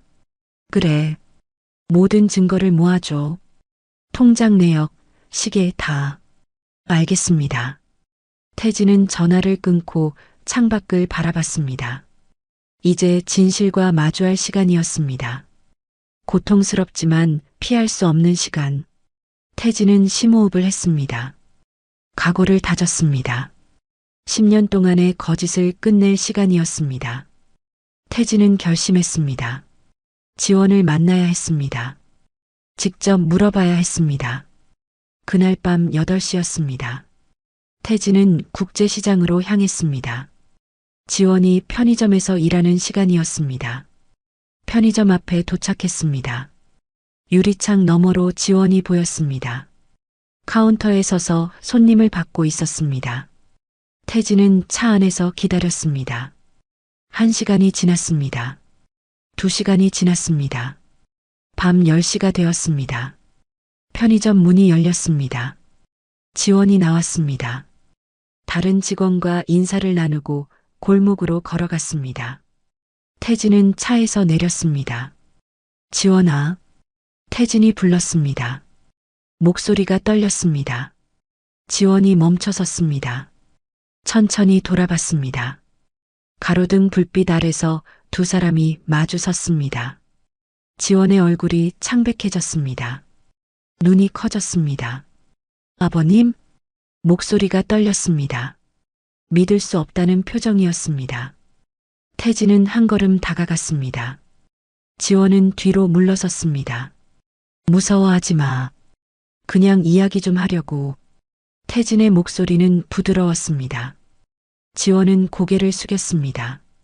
손을 꼭 쥐고 있었습니다. 저는 정말 말을 잇지 못했습니다. 알고 있어. 내가 아무것도 안 가져갔다는 거. 태진의 말에 지원이 고개를 들었습니다. 눈에 눈물이 가득했습니다. 정말 믿으세요? 목소리가 떨렸습니다. 믿는다. 이제야 알았어. 태진도 눈시울이 붉어졌습니다. 조용히 이야기할 곳이 없을까? 지원은 잠시 망설였습니다. 골목 안에 작은 분식집이 있어요. 늦게까지 여는 곳이에요. 그럼 거기로 가자. 두 사람은 골목 안쪽으로 걸었습니다. 나란히 걷지만 거리를 두고 있었습니다. 작은 분식집이었습니다. 손님이 없었습니다. 주인 아주머니만 있었습니다. 구석 자리에 앉았습니다. 태진이 주문했습니다. 라면 2개 주세요. 지원이 손사래를 쳤습니다. 저는 괜찮아요. 먹어. 퇴근하고 배고프잖아. 태진의 말에 지원은 고개를 숙였습니다. 라면이 나왔습니다. 김이 모락모락 올라왔습니다. 태진이 먼저 입을 열었습니다. 10년 전 그날 밤 무슨 일이 있었니? 지원은 라면을 만지작거렸습니다. 젓가락을 들었다 놓았다 반복했습니다. 말하기 힘들면 천천히 해도 돼. 태진의 목소리는 다정했습니다. 지원이 천천히 입을 열었습니다. 그날 밤 병원에서 연락이 왔어요. 목소리가 가늘었습니다. 민석 씨가 장기기증 의사를 밝혔다고요. 각막이랑 신장이요. 태진은 숨을 멈췄습니다. 하지만 가족 동의가 필요하다고 했어요. 빨리 와달라고요. 지원의 눈에서 눈물이 흘러내렸습니다. 시계를 챙긴 건 민석 씨가 항상 차고 다니던 거라서요. 병원에 두고 오면 잃어버릴까 봐요. 태진의 가슴이 조였습니다. 병원으로 달려갔어. 택시를 타고요. 그래서 시계는 병원 침대 옆 탁자에 놓고 왔어요. 수술 동의서에 서명하고 나오는데 정신이 없어서요. 지원이 얼굴을 두 손으로 감쌌습니다. 병원에서 돌아왔는데 민우 도련님이 기다리고 계셨어요. 태진의 몸이 굳었습니다. 뭐라고 하던가 아버님 명령이라고 했어요. 지원의 목소리가 떨렸습니다. 장례식에 오지 말고 당장 집을 떠나라고요. 아버님이 저를 보기 싫어하신다고요. 태진의 주먹이 떨렸습니다. 시계를 가지고 병원에 간 걸 아버님이 아신다고 했어요. 도둑질한 거나 마찬가지라고요. 그래서 저는 아버님이 정말 그러신 줄 알았어요. 지원의 눈물이 쏟아졌습니다. 남편 장례식도 못 가고 쫓겨나는 거라고 생각했어요. 도련님이 짐을 싸라고 했어요. 아이들만 데리고 나가라고요. 태진은 눈을 감았습니다. 민우가 그랬습니다. 아버지 이름을 팔아 형수를 내쫓았습니다. 부의금함은? 태진이 물었습니다. 저는 만진 적도 없어요. 빈소에 있던 건 알지만 가까이 가본 적도 없어요. 지원의 목소리는 확고했습니다. 도련님이 그것도 제가 가져갔다고 하셨나요? 그랬겠지. 태진은 고개를 끄덕였습니다. 왜 나한테 연락하지 않았어? 무서웠어요. 지원이 떨리는 목소리로 말했습니다. 아버님이 정말 저를 내쫓으신 거라고 생각했어요. 도련님 말씀이 아버님 명령이라고 했으니까요. 그렇구나. 태진의 목소리가 갈라졌습니다. 내가 바보였어. 민우 말만 듣고 확인도 안 했어. 지원은 고개를 저었습니다. 아니에요. 제가 용기를 내서 아버님께 직접 말씀드렸어야 했는데. 아니야. 내가 믿어줬어야 했어. 태진이 지원의 손을 잡았습니다. 거칠고 상처난 손이었습니다. 10년 동안 어떻게 살았니? 아이들이랑 버텼어요. 일하면서요. 힘들었겠구나. 괜찮았어요. 아이들이 있어서요. 지원이 작게 웃었습니다. 민준이랑 서연이. 보고 싶구나. 태진의 목소리가 떨렸습니다. 손주들을 10년 동안 못 봤어. 지원의 눈에서 눈물이 흘렀습니다. 보여드릴게요. 아이들 사진.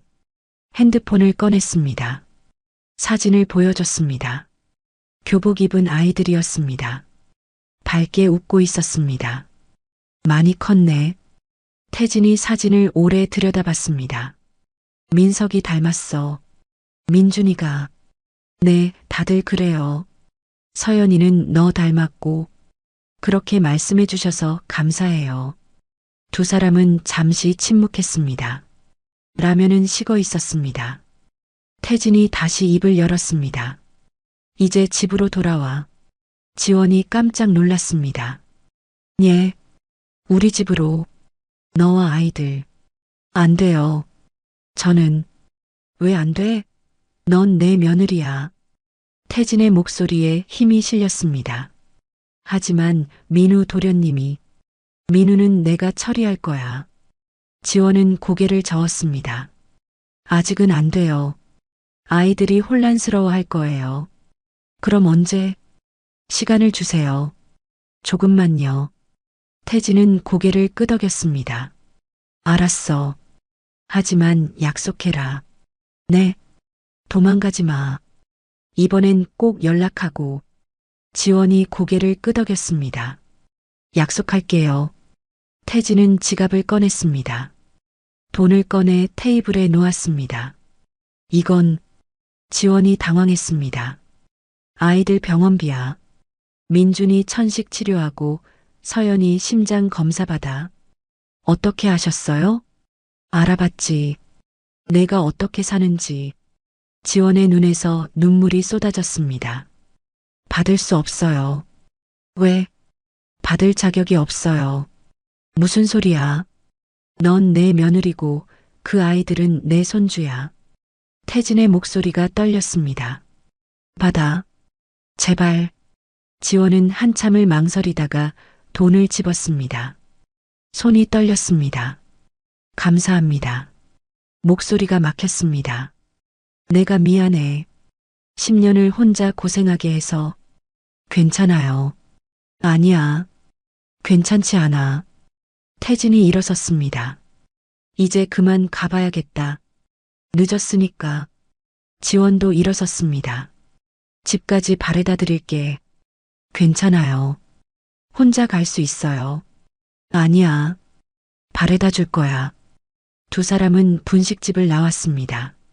지원의 집까지 걸었습니다. 말없이 걸었습니다. 건물 앞에 도착했습니다. 들어가. 태진이 말했습니다. 네. 조심히 가세요. 지원이 인사했습니다. 지원아. 네. 민석이가 널 사랑했어. 지원의 눈에서 눈물이 흘렀습니다. 저도 사랑했어요. 알아.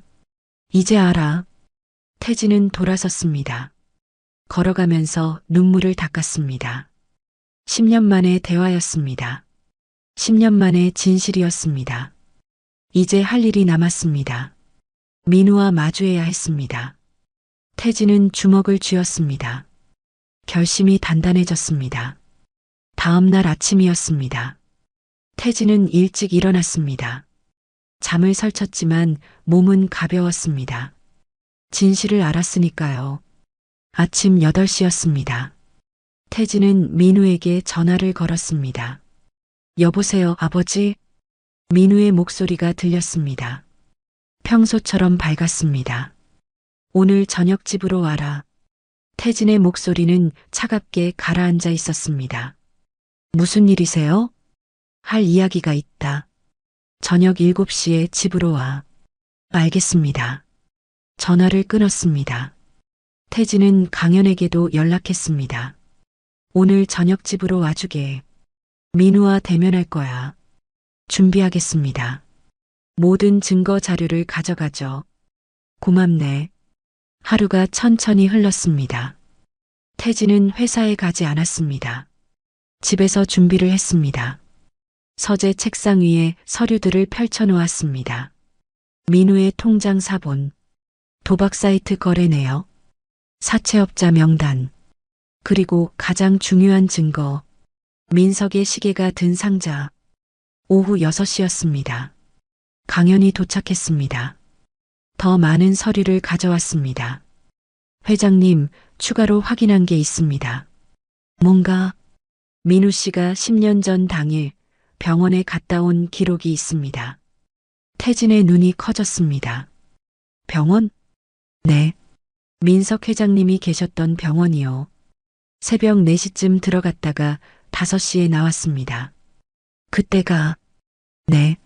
지원 씨가 장기기증 동의서에 서명하고 집으로 돌아가기 직전입니다. 태진은 이를 악물었습니다. 민우가 병원에서 시계를 가져온 거로군. 그렇습니다. 지원 씨가 침대 옆에 놓고 간 시계를요. 그리고 형수한테 아버지 명령이라며 쫓아냈고, 정황상 그렇습니다. 태진의 주먹이 떨렸습니다. 부의금함도 민우가 가져갔을 겁니다. 강연이 또 다른 서류를 보여줬습니다. 장례식장 CCTV 기록입니다. 당시 장례식장에서 입수했습니다. 화면에는 빈소가 보였습니다. 새벽 4시 반, 민우가 빈소에 들어왔습니다. 주변을 살폈습니다. 아무도 없었습니다. 부의금함으로 다가갔습니다. 뚜껑을 열었습니다. 안을 확인했습니다.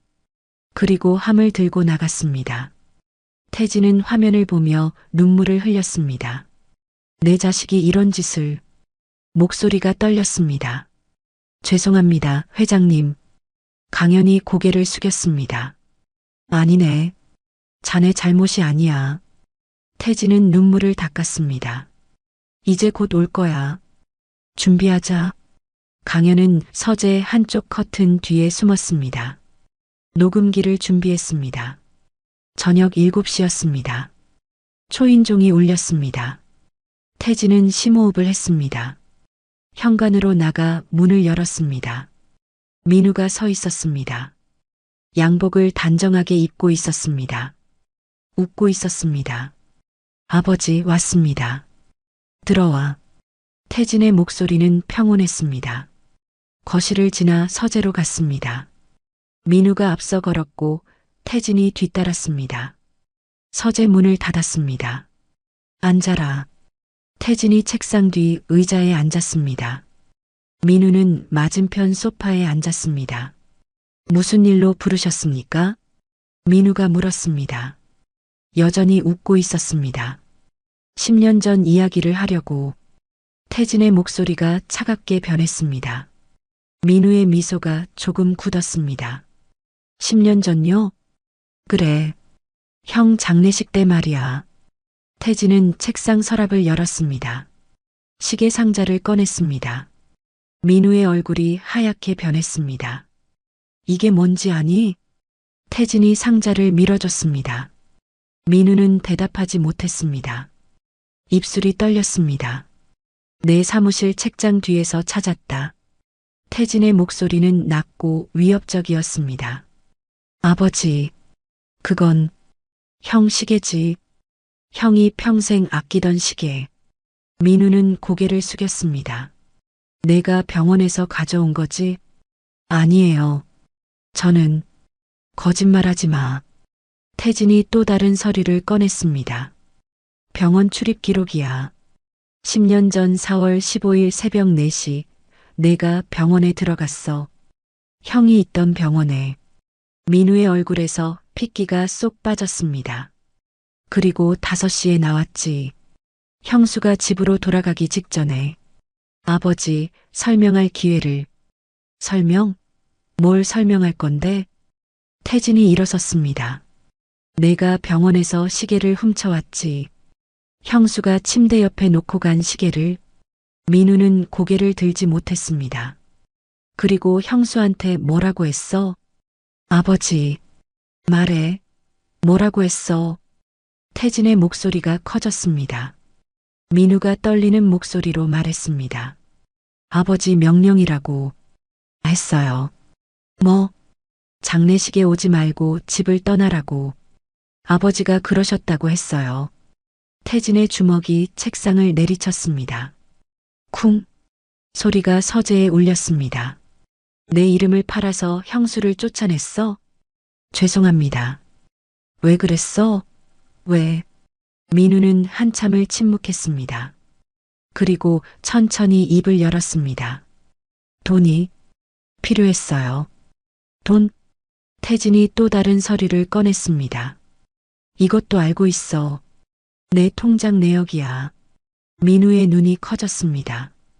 2015년 4월 16일 5천만 원 입금.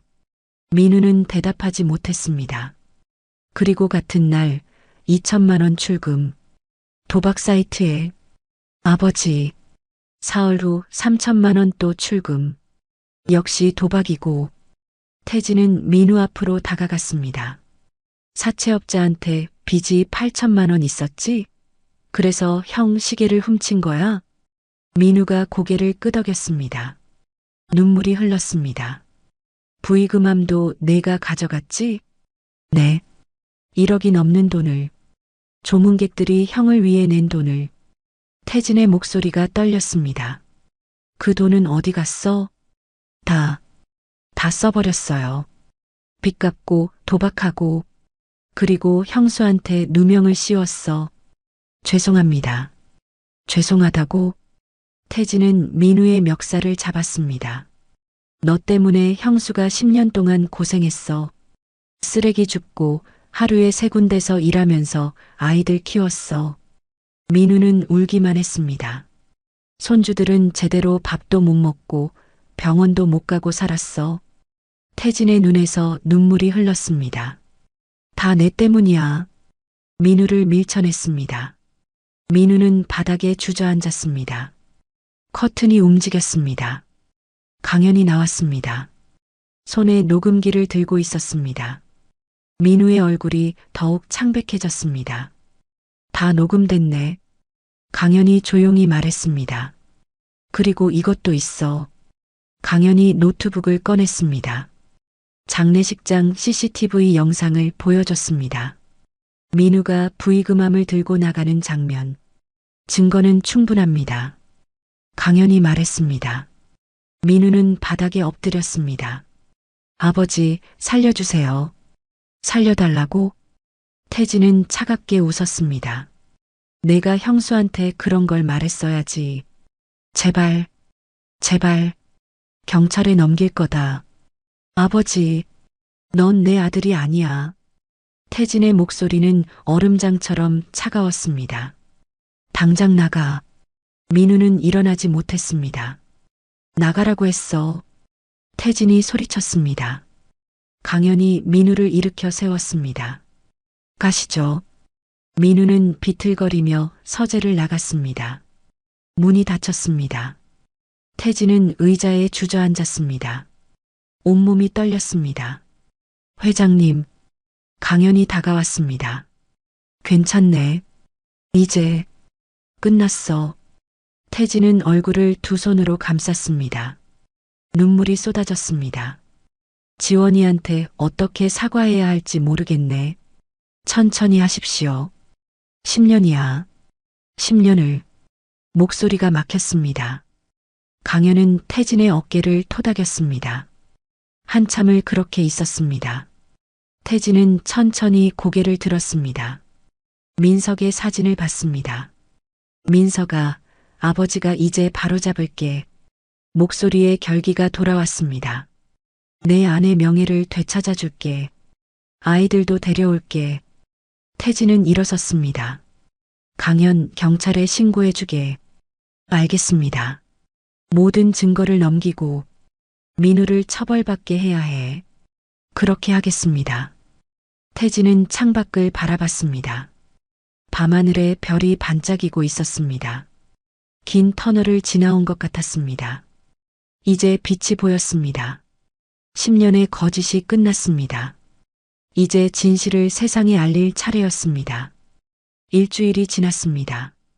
민우는 경찰에 자수했습니다. 횡령과 사기 혐의로 조사를 받고 있었습니다. 태진은 변호사를 선임했습니다. 민우를 변호하기 위해서가 아니었습니다. 지원의 명예를 회복시키기 위해서였습니다. 토요일 오후였습니다. 태진은 지원에게 전화를 걸었습니다. 나야, 지원아. 네, 아버님. 지원의 목소리는 여전히 조심스러웠습니다. 내일 시간 있니? 네, 있어요. 집으로 올 수 있겠니? 아이들도 데리고. 전화 너머로 침묵이 흘렀습니다. 아버님, 걱정하지 마. 좋은 일이야. 알겠습니다. 일요일 오후 2시였습니다. 초인종이 울렸습니다. 태진은 직접 현관으로 나갔습니다.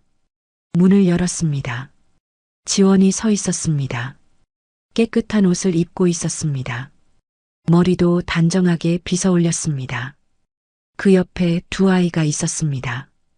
키가 큰 남자아이, 민준이었습니다. 작고 예쁜 여자아이, 서연이었습니다. 어서 와. 태진의 목소리가 떨렸습니다. 들어가도 될까요? 지원이 조심스럽게 물었습니다. 그럼, 어서 들어와. 세 사람이 안으로 들어왔습니다. 거실이 넓었습니다. 아이들은 두리번거렸습니다. 처음 보는 집이었습니다. 앉아라. 태진이 소파를 가리켰습니다. 세 사람이 나란히 앉았습니다. 긴장한 모습이었습니다. 태진은 아이들을 바라봤습니다. 민준이는 정말 민석을 닮았습니다. 서연이는 지원을 닮았습니다. 할아버지가 너희 할아버지야.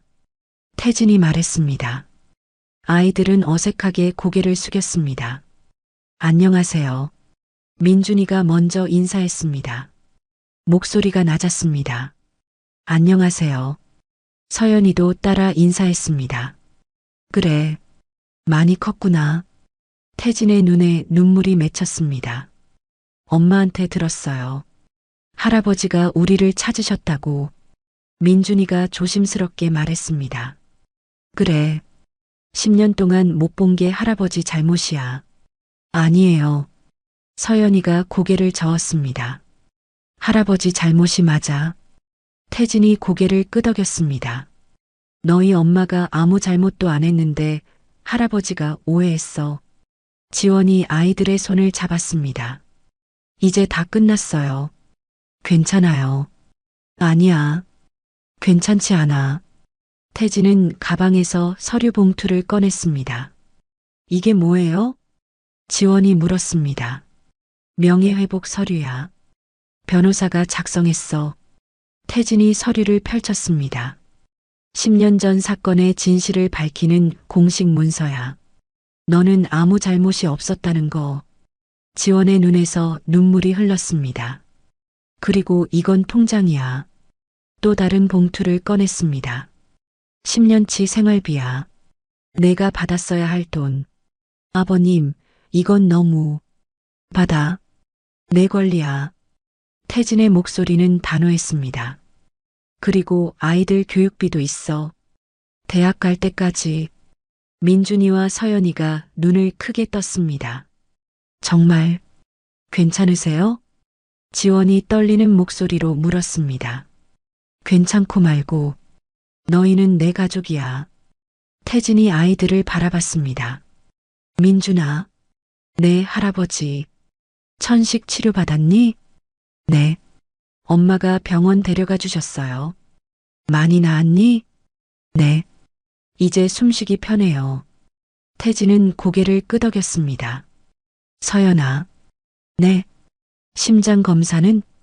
했어요. 선생님이 괜찮대요. 조금만 조심하면 된대요. 다행이구나.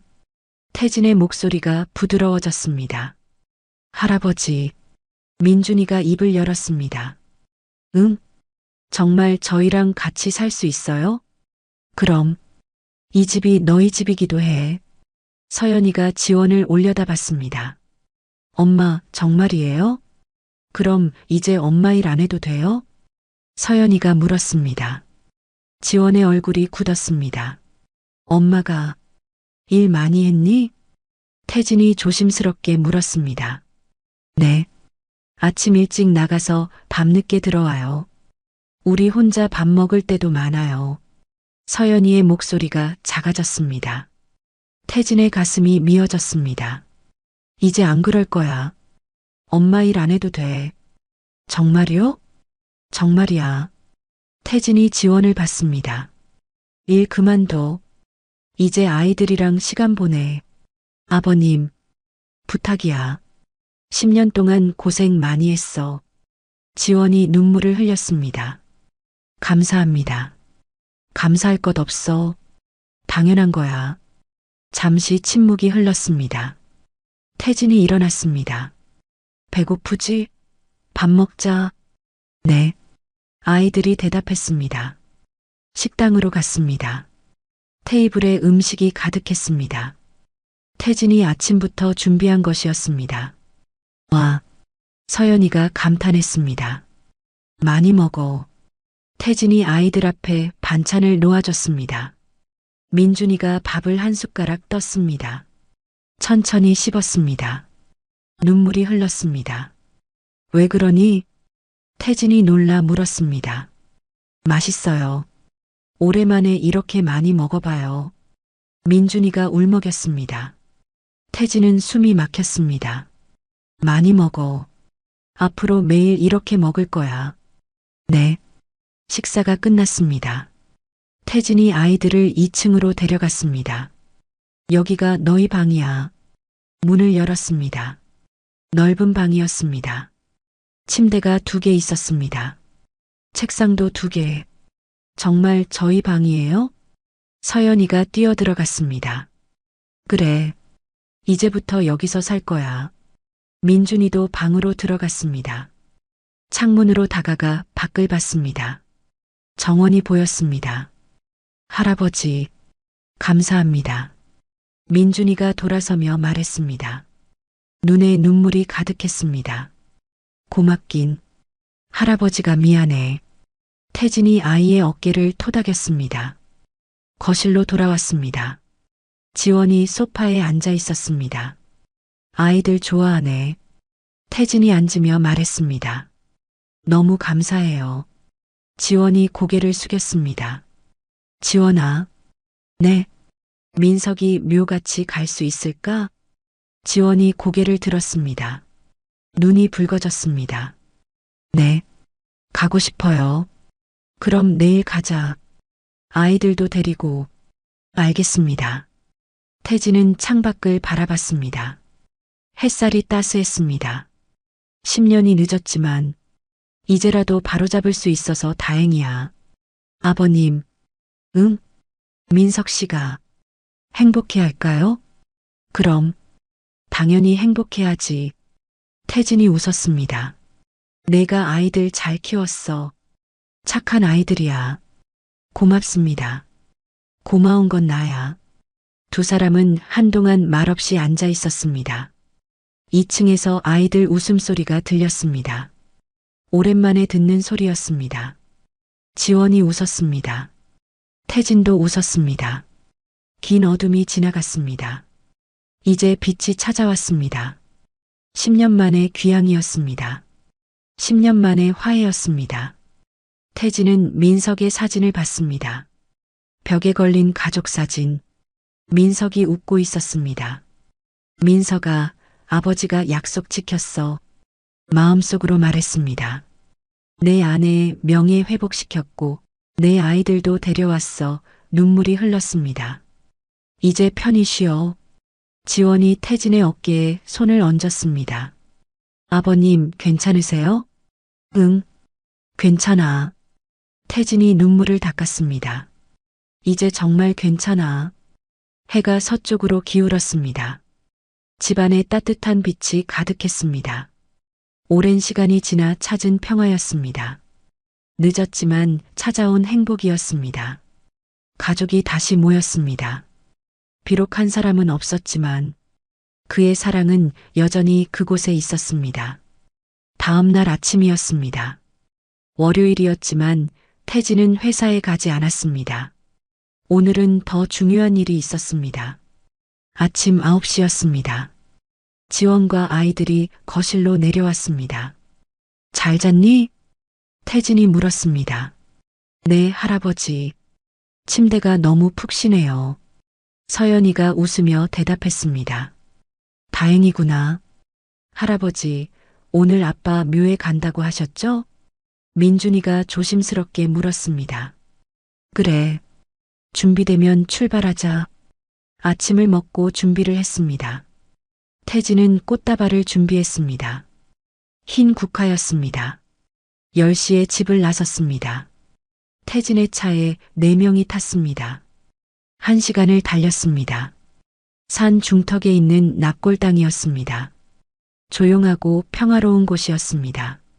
차에서 내렸습니다. 지원은 떨고 있었습니다. 민준이가 엄마 손을 잡았습니다. 괜찮아요, 엄마. 고마워.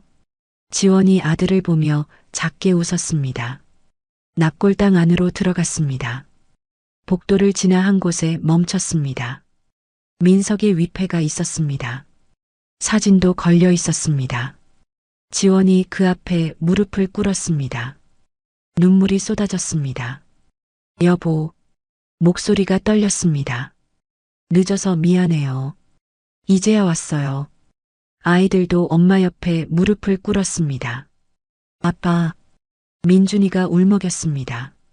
아빠, 저예요. 민준이요. 서연이도 눈물을 흘렸습니다. 아빠, 서연이도 왔어요. 태진은 뒤에 서서 지켜봤습니다. 가슴이 미어지는 장면이었습니다. 지원이 사진을 쓰다듬었습니다. 10년 동안 정말 보고 싶었어요. 목소리가 흐느꼈습니다. 아이들 잘 컸어요. 민준이는 당신 닮아서 키도 크고 착해요. 서연이는 씩씩하게 잘 자라고 있어요. 눈물이 멈추지 않았습니다. 미안해요. 장례식도 제대로 못 치러줘서 10년 동안 한 번도 못 와서 민준이가 엄마를 안았습니다. 엄마 잘못 아니에요. 그래. 엄마 잘못 아니야.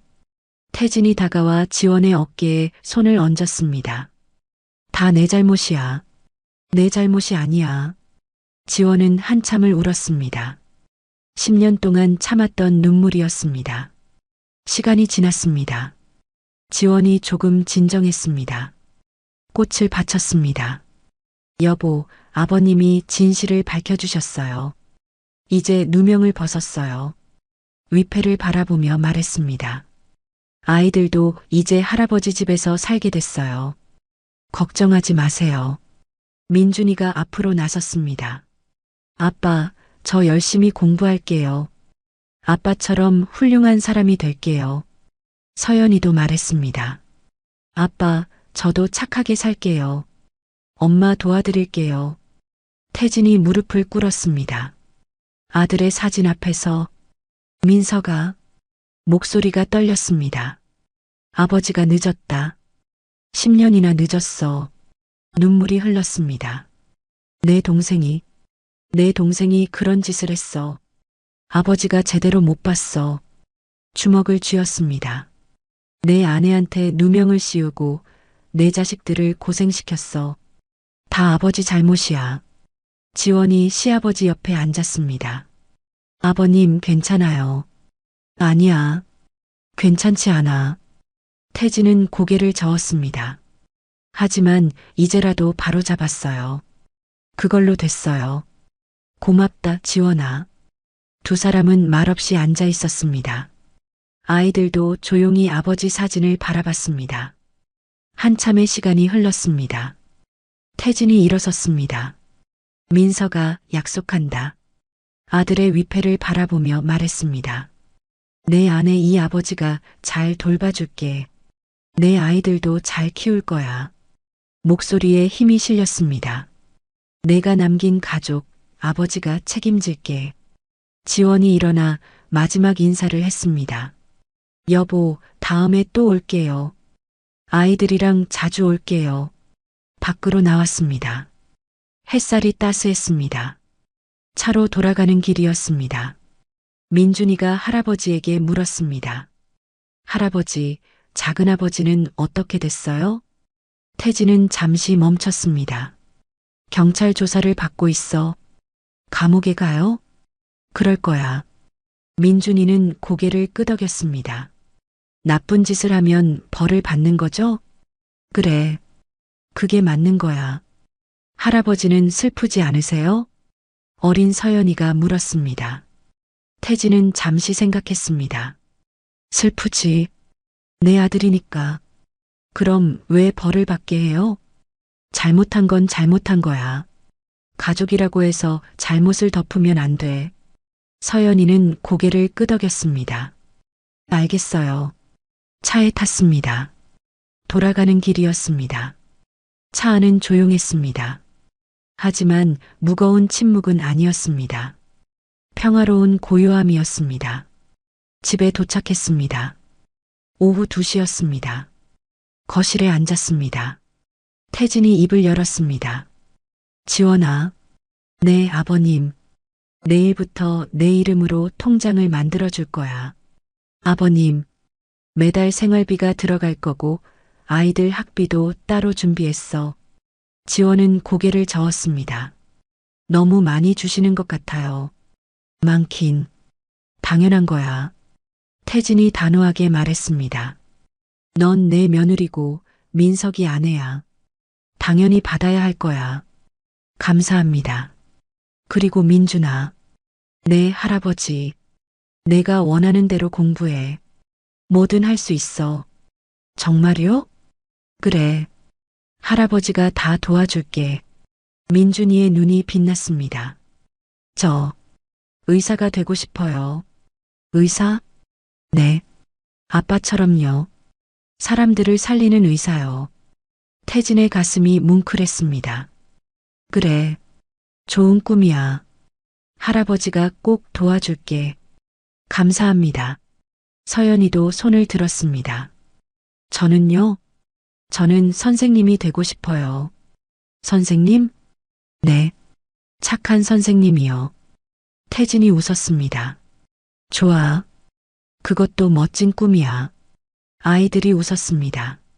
지원도 웃었습니다. 태진은 이 순간을 기억하고 싶었습니다. 다시 찾은 평화. 다시 모인 가족. 비록 민석은 없었지만 그의 사랑은 여전히 살아있었습니다. 아이들 속에서, 지원의 강인함 속에서, 그리고 태진의 다짐 속에서 저녁이 되었습니다. 함께 식사를 준비했습니다. 지원이 요리를 했고 아이들이 도왔습니다. 태진은 상을 차렸습니다. 식탁에 둘러앉았습니다. 잘 먹겠습니다. 네 사람이 함께 말했습니다. 밥을 먹으면서 이야기를 나눴습니다. 아이들은 학교 이야기를 했습니다. 지원은 웃으며 들었습니다. 태진도 웃었습니다. 오랜만에 느끼는 행복이었습니다. 식사가 끝났습니다. 아이들이 설거지를 했습니다. 지원과 태진은 거실에 앉았습니다. 아버님, 응? 정말 감사해요. 이렇게까지 해주셔서 고맙긴. 내가 해야 할 일이야. 하지만, 지원아. 태진이 지원의 손을 잡았습니다. 10년 동안 정말 고생 많았어. 이제 편히 살아. 네. 민석이가 하늘에서 지켜보고 있을 거야. 알아요. 행복하게 살자. 그게 민석이가 바라는 거야. 지원이 고개를 끄덕였습니다. 눈물이 흘렀습니다. 하지만 이번엔 슬픈 눈물이 아니었습니다. 고마움의 눈물이었습니다. 희망의 눈물이었습니다. 밤이 깊었습니다. 아이들이 방으로 들어갔습니다. 지원도 방으로 갔습니다. 태진은 홀로 서재에 남았습니다. 민석의 사진을 봤습니다. 민석아, 조용히 말했습니다. 아버지가 약속 지켰어. 너 대신 이 아비가 지원이를 잘 돌볼게. 내 아이들도 잘 키울게. 사진 속 민석이 웃고 있었습니다. 편히 쉬어. 이제 걱정하지 마. 태진은 사진에 손을 얹었습니다. 사랑한다, 아들아. 눈물이 흘렀습니다. 하지만 마음은 평온했습니다. 10년의 여정이 끝났습니다. 진실이 밝혀졌습니다. 가족이 다시 모였습니다. 늦었지만 찾아온 정이었습니다. 늦었지만 돌아온 평화였습니다. 태진은 창밖을 바라봤습니다. 밤하늘에 별이 반짝였습니다. 그 별 중 하나가 민석일 거라고 생각했습니다. 가족을 내려다보며 미소 짓고 있을 거라고. 태진도 미소 지었습니다. 새로운 시작이었습니다. 함께 만들어갈 미래였습니다. 진실은 때로 늦게 찾아오지만 그래도 찾아온다는 것만으로도 의미가 있습니다. 10년이라는 긴 시간 동안 고통받았던 한 가족이 다시 함께 모였습니다. 용서와 화해, 그리고 사랑은 시간이 지나도 변하지 않는 가치라는 것을 이 이야기는 우리에게 말해주고 있습니다. 잘못을 바로잡고 진실을 밝히는 용기, 그것이 진정한 가족애가 아닐까요? 오늘도 시청해주셔서 감사합니다. 노을빛처럼 따뜻한 하루 되시길 바라며 노을빛 인생이었습니다.